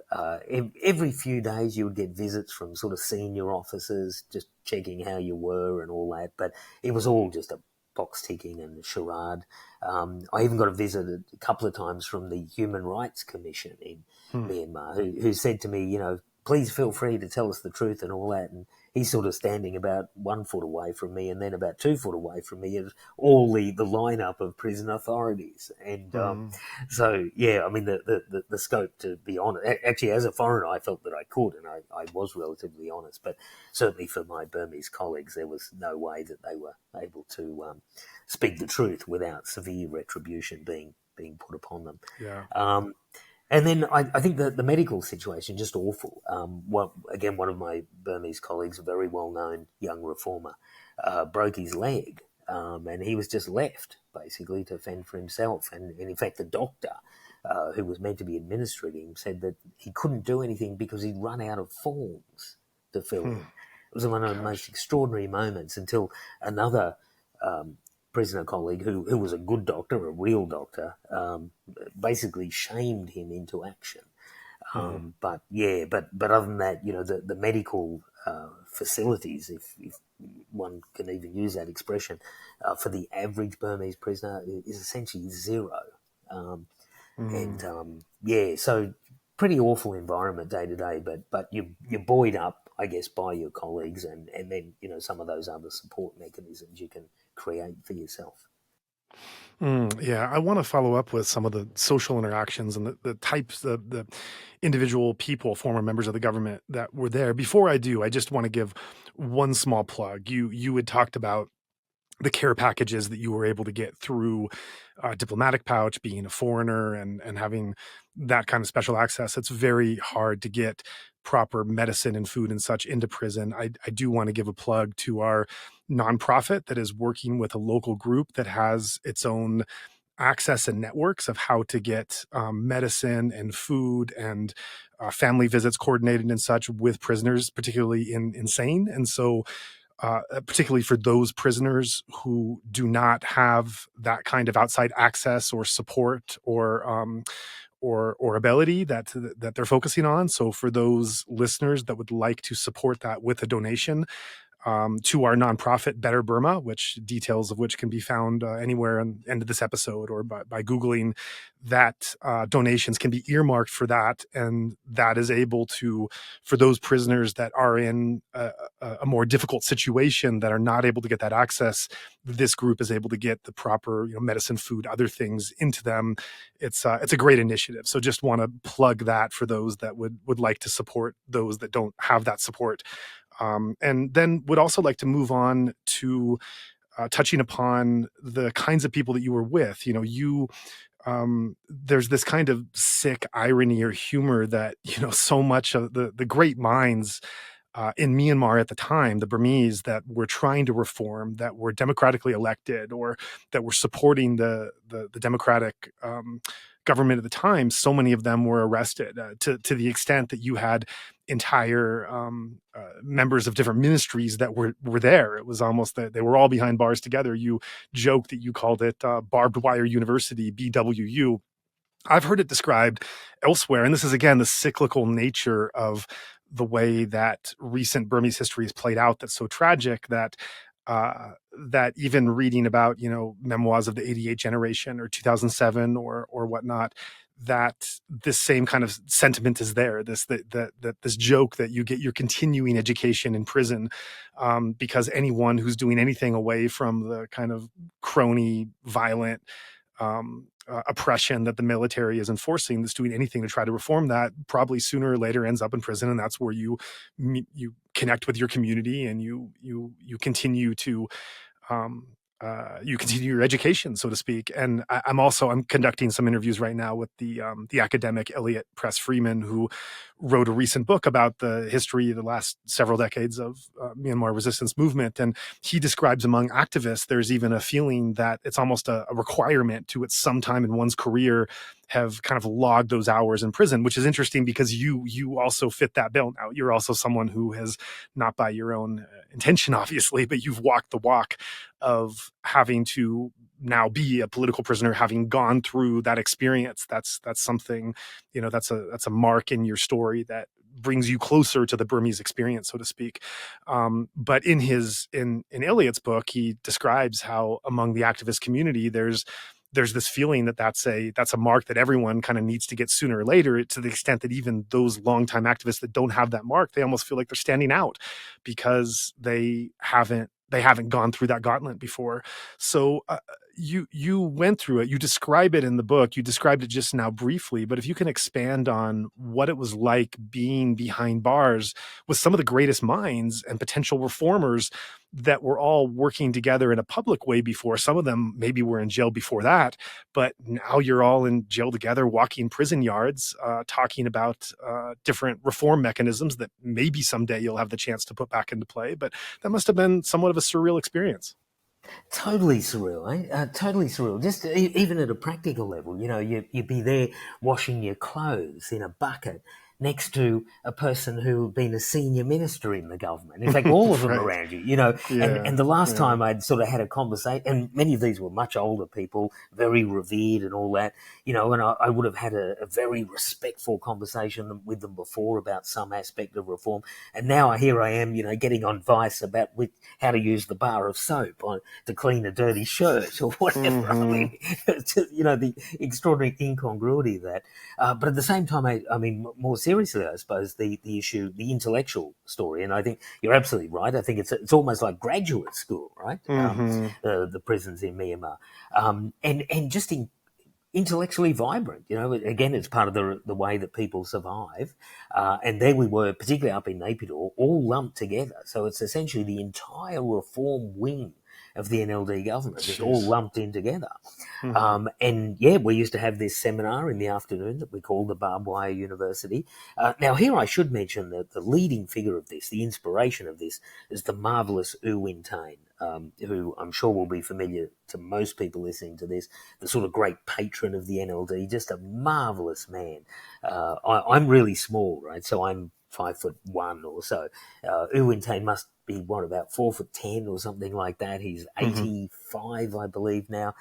Just a marvellous old man, and his spirit, his intellectual spirit, everything about him, his courage. He had the prison in awe of him up there in Naypyidaw. In fact, even to the extent the guards and the police would regard him with a great deal of reverence. But he sort of set the tone for this, which I think goes to your point, right? That this is a very long-standing tradition in Myanmar. Yeah. That's how things are done. And so, yeah, for me, it seemed that U Win Tain set the scene. And we sort of followed along that. And we had these, you know, as I say, afternoon seminars. Nothing was off limits. We used to talk about everything from religion to, well, obviously politics, economics, but everything was, yeah, nothing off limits, and just some great experiences. That the physical environment for it wasn't particularly conducive, but we made do anyway. We sort of just sit round a concrete irrigation ditch that sat between the cells, and we just use that as an opportunity to talk about anything at all. But yeah, certainly a marvellous experience. And again, sort of highlighted to me just the calibre of people that have been put away and the awful contrast, you know, because by that time, so we're sort of, a year into the story by then, occasionally we'd get hold of government newspapers and to read of the idiocy taking place. Like even apart from the horror, just how unbelievably stupid the SAC was, just or is, and in contrast to these minds behind the bars, and yeah, on more than one occasion, I actually said to the prison guards about the wrong people were on the wrong side of the prison bars, and yeah, it's certainly come out in those moments. And this also goes back to what we were talking about at the beginning of the conversation, the missed opportunities, the potential that's lying there. That's just this enormous potential between the repats who fled the country and those behind bars who stayed and suffered. That just the extraordinarily untapped potential of what this country and society can be, and the brutal oppression that keeps it from achieving that possibility. Yeah, and the other thing that just came to me all the time was just the monstrous injustice of it all. You know, with a few of them in particular who had given up in, you know, easy lives in the West to come back and help and all that. And yeah, and again, you know, the contrast between them and our jailers was just so extreme as to, you know, just, add that extra layer of horror to the situation just because, that terrible waste.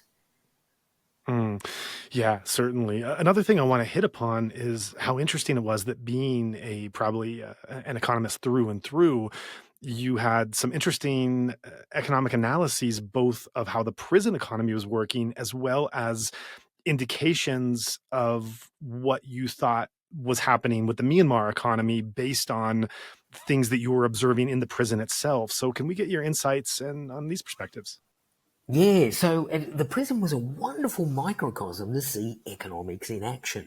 And with respect to the prison economy itself, you know, you'll get to see the supply of food. And I've mentioned already the meat being stripped away from the ration Right. that we get every day and sold into the black market and all that. So there was a lot of that going on. To me, one of the most exciting things, and because I'm a monetary economist, I've always been fascinated at the question of what is money. You know, we don't even really think about it, although with Bitcoin and all that, we're starting to, you know, but yeah, the nature and the meaning of money. And funnily enough, prison camps and prisons are great locations to observe the meaning of money. And so I was particularly fascinated to what functioned as a means of exchange. What was used as money, you know, within the jail. Now, to some extent, it was actual money, like it was actual cash. Jat was it was not allowed, of course, but you know it still functioned a little bit. But the basic currency I was surprised to see were coffee sachets. And the most valuable of all were local branded 3-in-1s, high sugar content. So they were sort of the Swiss francs of the system, the really high valued currency. And you would use them to measure the value of other goods and even to use them to exchange, you know, so somebody might want to buy, you know, a piece of bread from someone else and that might be 2 coffee sachets. An apple might be 3 or, you know, whatever it was. And so that the coffee sachet became the sort of standard and unit of currency. And you could sort of save in it, you could exchange it, or sometimes, yeah, it was just used as a unit of account to measure everything else. So I was really surprised to see that because I'd read many years earlier about the extraordinary thing in World War II that cigarettes had been the currency of choice amongst prisoner of war camps and so on. In Myanmar, it wasn't the cigarettes, although except at the margin, because the trouble with cigarettes is that A, they were banned, which of course it didn't totally rule them out, but I think people wanted to smoke them, so they never lasted long enough to be currency, and instead was the coffee sachet. But yeah, also though within the prison we got some inkling as to what was going on outside. Because, you know, I've mentioned there were a flow of food into the prison and so on. There was also a system run by the guards where they would sell food, sort of in a grey area, I think, in terms of the prison regulations. But you could see through the pricing there, and here by pricing I mean actual currency now, Jat currency.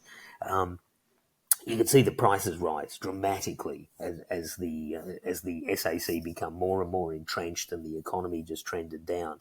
You could just see the spiking of all sorts of basic items. So yeah, so we had a fairly clear idea about the shortages outside, about inflation, and particular goods just disappearing. You know, goods that you could get before, which just suddenly weren't available. So yeah, it was an interesting place from which to observe the collapsing economy outside. Right. That's very interesting. I want to move now to the moving along your trajectory of what was happening to you in prison. We've been talking more about the generalities of the experience, but moving back on your timeline, you were arrested for violating the Official Secrets Act. That was the formal reason they gave for your arrest, and the plight that you would go through over the course of the next number of months and years would be understanding why exactly they were charging you with this and how to refute it. And this was a process that lasted a very long time. So, and eventually culminated in a trial, which we'll get to, but break down your understanding of why they were using the Official Secrets Act to charge you with an arrest. So I think the Official Secrets Act was what they finally charged me with. And I think they used that because it was very convenient.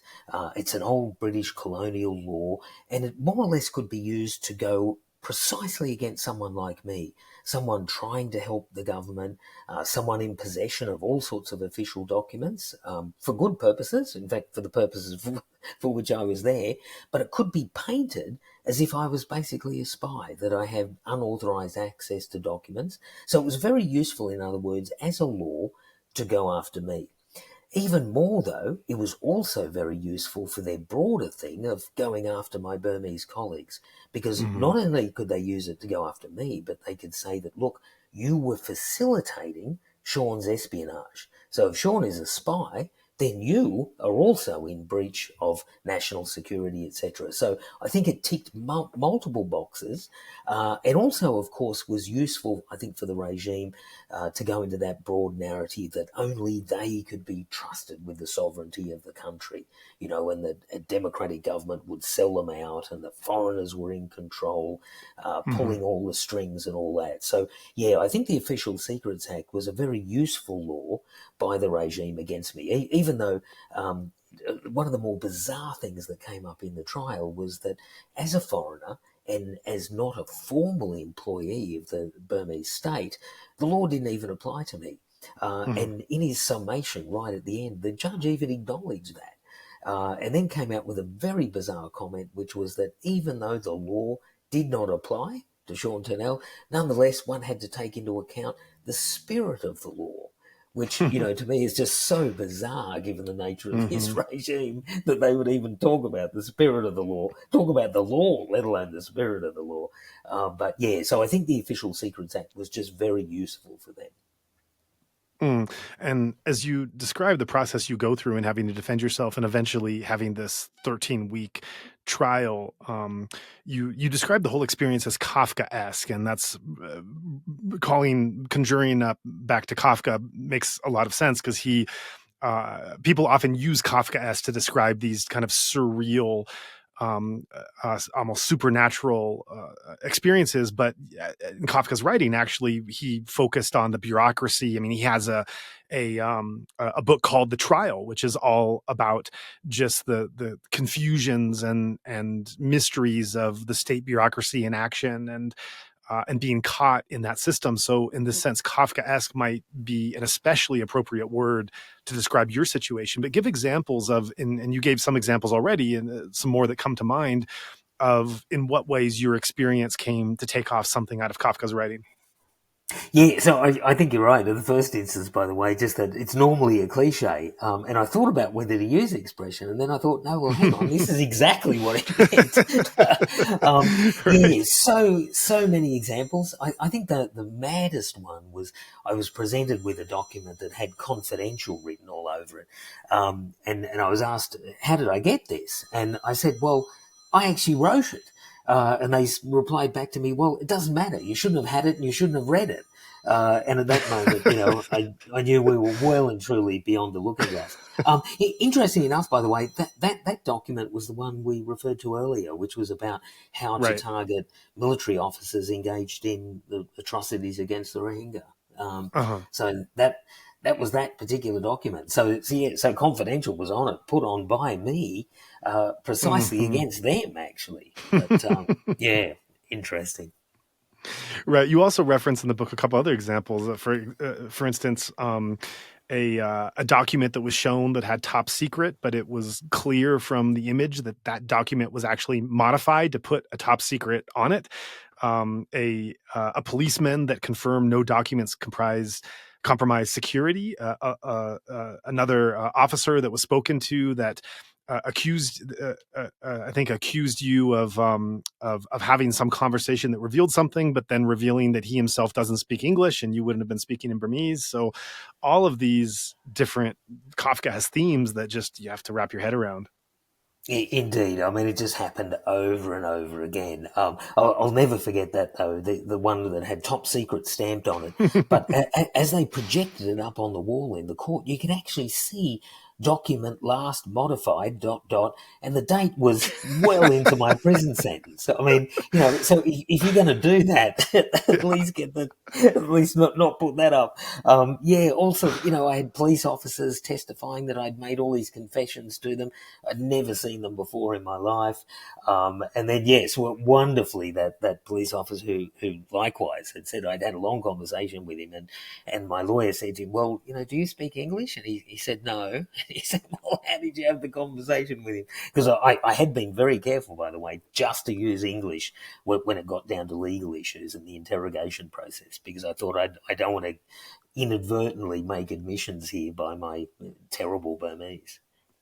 I also do want to highlight for our listeners that although we're laughing about it here because there is something tragically funny about it, I also want to highlight that these are the kind of show trials that are taking place to those people that we never learn about, that are condemning them to horrible situations, and this kind of fake evidence that's coming up. And as I think it is, there is something that we can have a kind of gallows humor and be light about, but we should also make sure to emphasize that the real hardships of this darkness that's being taken place. And we've had other very serious interviews with people from on the side of lawyers and law that have emphasized the situation that many Burmese find themselves in, that this is a snapshot of the circumstances that many of these democracy activists are, many youths, many women are finding themselves in, and to make sure that's understood as well.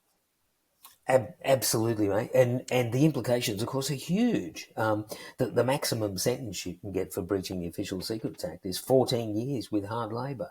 Sure. And then, of course, it's only a quick step to actual treason, which, of course, then brings about the death penalty. So, and which, as we know, has been brought back. So, yeah, no, very serious implications from this utter misuse of what, passes for law. And just as you gave a very colorful and descriptive description of the prisons that you found yourself in, you also do the same with the courts and what these Burmese courts look like. So as far as your memory can bring that back, tell us what these courts physically look like.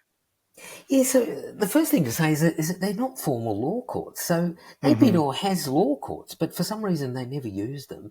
These were houses, they're sort of quasi-ornate houses that were previously used for deputy ministers and senior executives of the civil service. So it was like a court set up in someone's lounge room with sort of portable partitions stuck here and there to sort of make it look like a courthouse with sort of, again, a makeshift coat of arms sort of stapled up onto one of the walls. And, but terrible acoustics. And, of course, the blackouts going on. So the court would end every an hour or two. The power would suddenly disappear.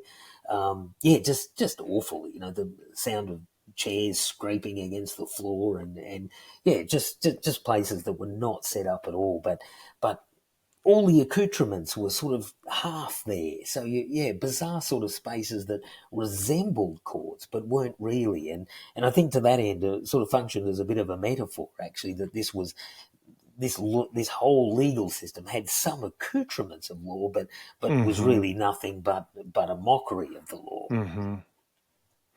And I think one of the things that will stand out in your book to many who read it is your interactions with Aung San Suu Kyi. I think that her condition, her attitude, her feelings have been such a mystery to so many of us since the day of the coup, when there's been so little access to her. And you were actually in her presence, and you were able to have some short conversations and see her energy and be able to have some short conversations. So what can you tell the world about who Aung San Suu Kyi was after this another extended period behind bars, and what you saw of her attitude and her understanding of what was taking place?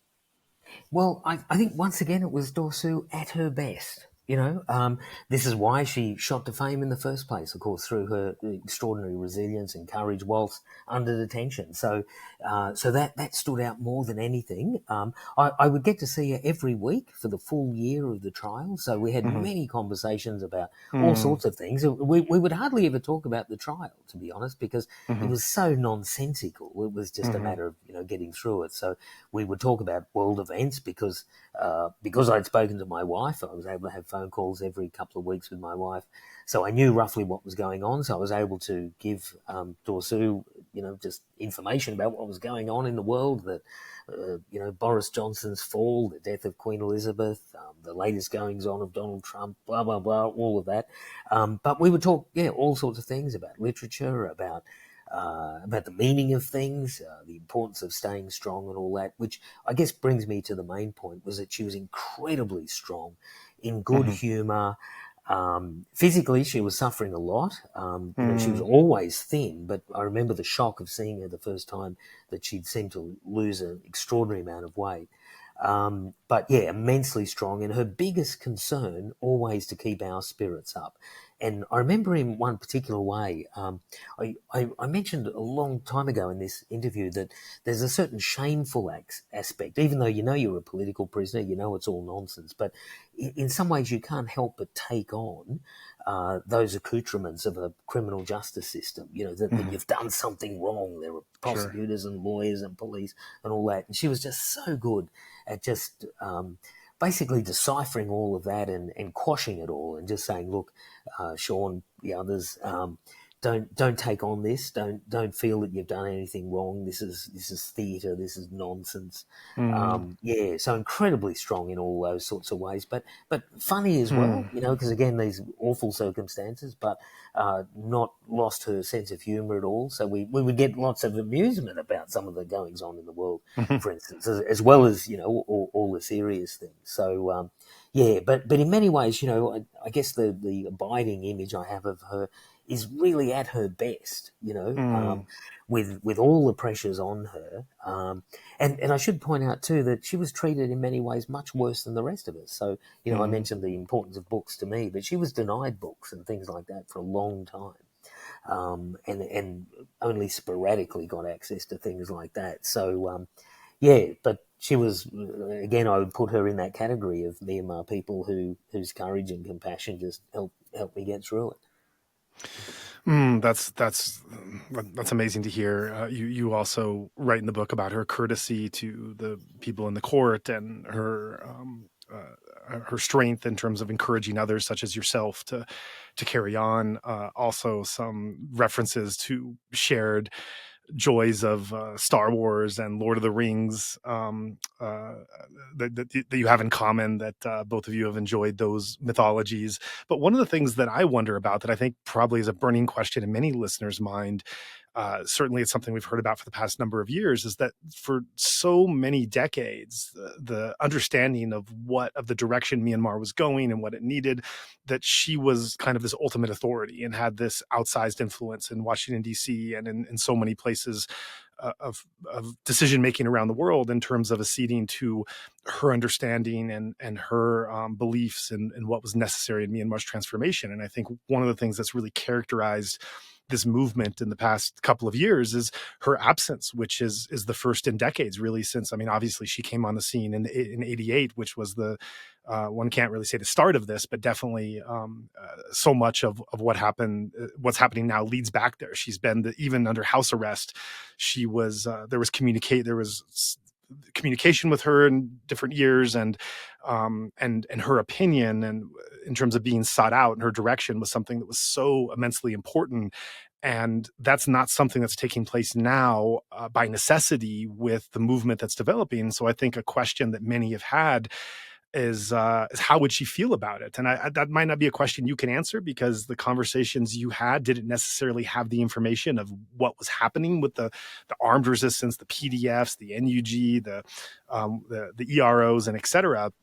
But as far as there was an understanding of what was happening within the resistance movement at the time, and as far as she was able to communicate anything about it, what can you tell listeners about her feelings about how the resistance was, the continued resistance to the military oppressive rule and coup, what her feelings were on how that was shaping out? So the most important thing to say on that front was that she was immensely proud. You're right in your surmise, though, to say that the information we were getting was somewhat limited. Also, of course, what we could talk to each other about had to be circumscribed as well. So we were always conscious of the fact that when we were talking, that we were being listened into. So we had to sort of talk sort of in code.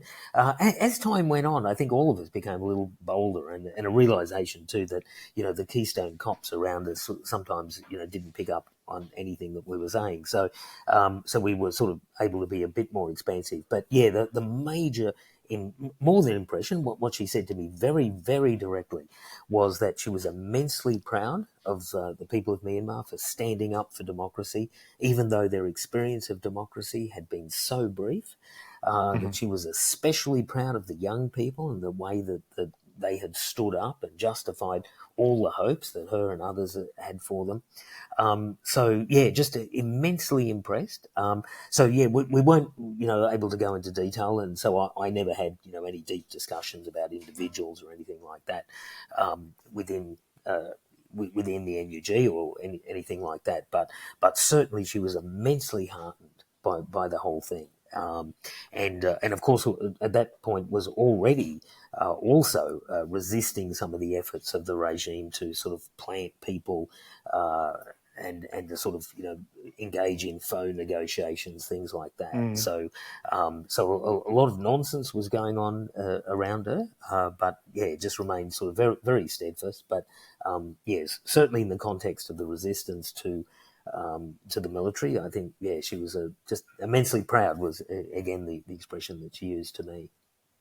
That's great. And so then putting a bow in your story, you described your prison experiences and what you were charged with and this ridiculous show trial that you went through. What are now the circumstances for your release and how that came about? Well, so it came as an amnesty, so which is something that I'd sort of hoped for and expected all along, because I'm sure we're all aware that the situation in Myanmar is usually if foreigners run afoul of the law, what usually happens is that they're tried, found guilty, held for a little bit, and then just booted out of the country. So all through the process for me, that was the expectation. And the fact that it just didn't happen became the story, became a very different story, if you like. One of the worst moments was, in fact, in being formally charged with that breach of the Official Secrets Act and charged alongside Dorsu and the ministers, because from that moment it became clear that the trial was going to go for a long time. So I knew I was going to be in prison for a while. But yeah, come the conviction, I thought, okay, surely they're going to release me now, a year and a half in. But they didn't. They kept me on. And then finally, nearly 3 months after my conviction, I was suddenly released. And it was an amnesty, exactly in the traditional way of a particular holiday, but came as a complete shock and wonderful surprise to me. I'd only spoken to my wife Ha the day before, and we reconciled ourselves to the idea that I would probably still be a few more months in the prison, that I would see another Christmas go while over there. But yeah, suddenly on the 17th of November, guard just appeared at my door and said that I'd been given an amnesty. And I joined about 5,000 other prisoners who had been released that day, and then flown back to Australia immediately by the Australian government. I think anxious just to get me out of the place, of course, which was great, and got back to Australia. But where I'm leading up to on this, less happy thing was that after I had made some comments back in Australia about the nature of my imprisonment and all that, the regime actually revoked that amnesty. Which has some implications for me in terms of travelling and things like that. So, yeah, I was given an amnesty, now formally revoked. And that's the legal situation as it is to the present. So are you able to travel outside Australia? I can, but I have to be careful where I go to. I suppose one of the good things, if one can call it that, is that the regime in Myanmar is so on the nose that there would be very few countries that would act cooperatively with them against their enemies. But it does mean, that there are parts of the world that I shouldn't go to. I probably shouldn't go to Russia, for instance. But some of the neighbouring countries around Myanmar as well, I probably should just be, quite careful about what I do on that front. Right. So reflecting back on your 650 days in prison and your presence now and advocating, speaking, and just being the strong ally and advocate of Myanmar, just reflecting on this whole journey and experience you've had, how do you feel it's changed you? How do you feel that this experience, going beyond the academic and the theoretical and the analytical, but the experience, the hard pressed experience that you passed through? In what ways do you feel that you've personally changed from this? I think I've become a little bit more impatient with academia. That was obviously central to my world, and that melding of academia and sort of activism, again central to my life. I would probably now have moved fairly substantially away from that academic side of it, which I guess just follows the nature of what happened, etc.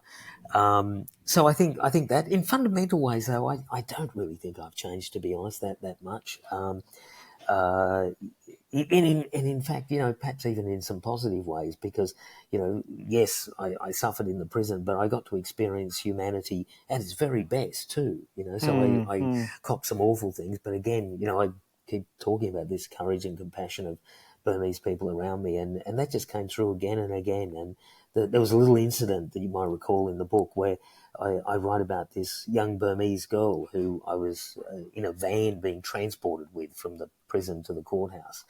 And it was the most terrible circumstances imaginable. And in the middle of this, she hands me a cake. Just incredible gesture. And to me, it just summarised so much. So, yeah, in some ways, just the way that people who had nothing, who had less than nothing, the way that they were so generous to this person who in every way imaginable was in a better position than them, in a sense reaffirmed my sort of faith in people, and that sort of then, undergirds, I guess, what I've tried to do since. That's beautiful. To close, I have just one more question for you. I know that we've talked about the kind of symbol that you've been in helping the democratic movement before, and then the personal suffering you underwent at the hands of this regime that has been causing such suffering on Burmese people as a whole.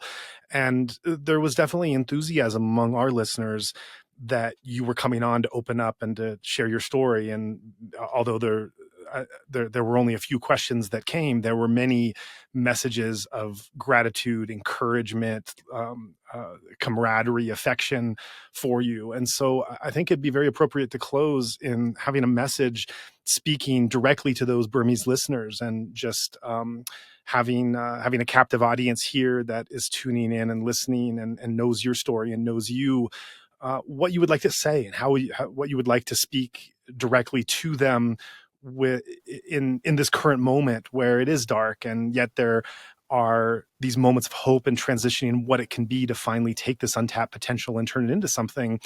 What words would you like to say to them now, those people that know you and have stood by and supported you and your journey?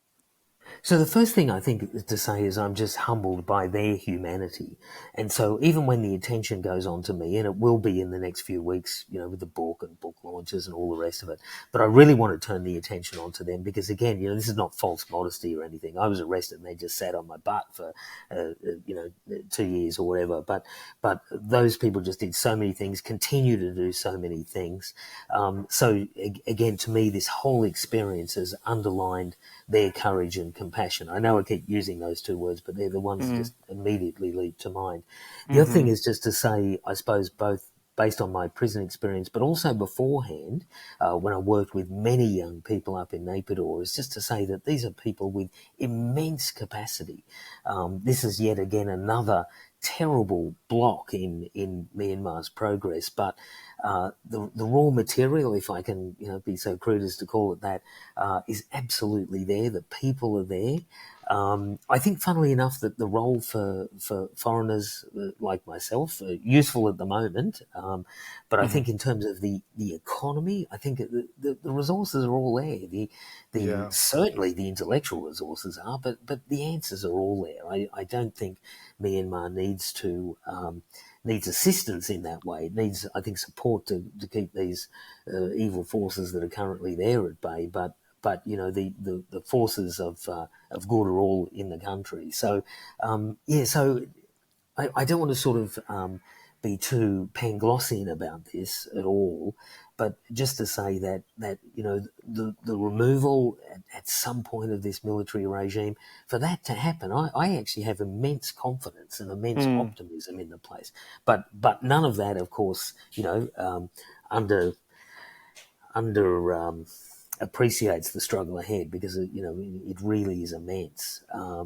But yeah, from what I've seen, the Myanmar is the collection of the best, the brightest, most courageous people I've ever met in my life, and I remain confident that they'll win through in the end. Thank you. Thank you so much for this. I know that you're a busy person. You have a lot going on in your life, and to take these hours out of your day and talk to us and speak to our audience, I'm immensely grateful for. I know the messages I've been receiving from them in anticipation for this, that they are they're appreciative to hear from you in this expansive way as well, beyond some of the quicker sound bites that you get. And I thank you for all you've done, and also for taking the time to sit with us and share your story as well. So thank you very much.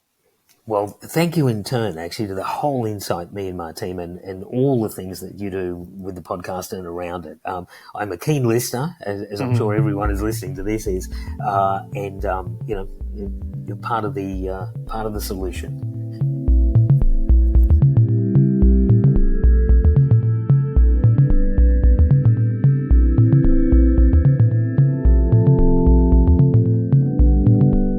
Since the coup, Better Burma has provided consistent humanitarian aid to vulnerable communities across Myanmar.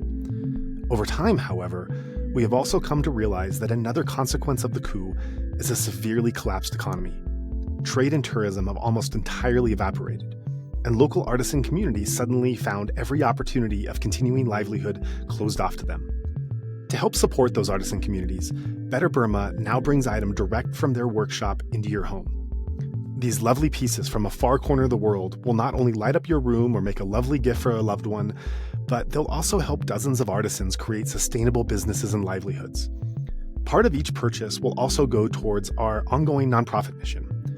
To see these beautiful crafts, visit alokacrafts.com. That's Aloka, A-L-O-K-A, crafts, C-R-A-F-T-S, one word, alokacrafts.com. Of course, as is your preference, you can also consider making a donation through our normal channels. If you would like to join in our mission to support those in Myanmar who are being impacted by the military coup, we welcome your contribution in any form, currency, or transfer method. Your donation will go on to support a wide range of humanitarian and media missions, aiding those local communities who need it most. Donations are directed to such causes as the Civil Disobedience Movement, CDM, families of deceased victims, internally displaced person IDP camps, food for impoverished communities, military defection campaigns, undercover journalists, refugee camps, monasteries and nunneries, education initiatives, the purchasing of protective equipment and medical supplies, COVID relief, and more. We also make sure that our donation fund supports a diverse range of religious and ethnic groups across the country. We invite you to visit our website to learn more about past projects as well as upcoming needs. You can give a general donation or earmark your contribution to a specific activity or project you would like to support, perhaps even something you heard about in this very episode. All of this humanitarian work is carried out by our nonprofit mission, Better Burma. Any donation you give on our Insight Myanmar website is directed towards this fund. Alternatively, you can also visit the Better Burma website, betterburma.org, and donate directly there. In either case, your donation goes to the same cause, and both websites accept credit card. You can also give via PayPal by going to paypal.me/betterburma. Additionally, we can take donations through Patreon, Venmo, GoFundMe, and Cash App. Simply search Better Burma on each platform and you'll find our account. You can also visit either website for specific links to these respective accounts or email us at info@betterburma.org. That's Better Burma, one word, spelled BETTERBURMA.org. If you would like to give it another way, please contact us. We also invite you to check out our range of handicrafts that are sourced from vulnerable artisan communities across Myanmar, available at alokacrafts.com. Any purchase will not only support these artisan communities, but also our nonprofit's wider mission. That's Aloka Crafts, spelled ALOKACRAFTS, one word, alokacrafts.com. Thank you so much for your kind consideration and support.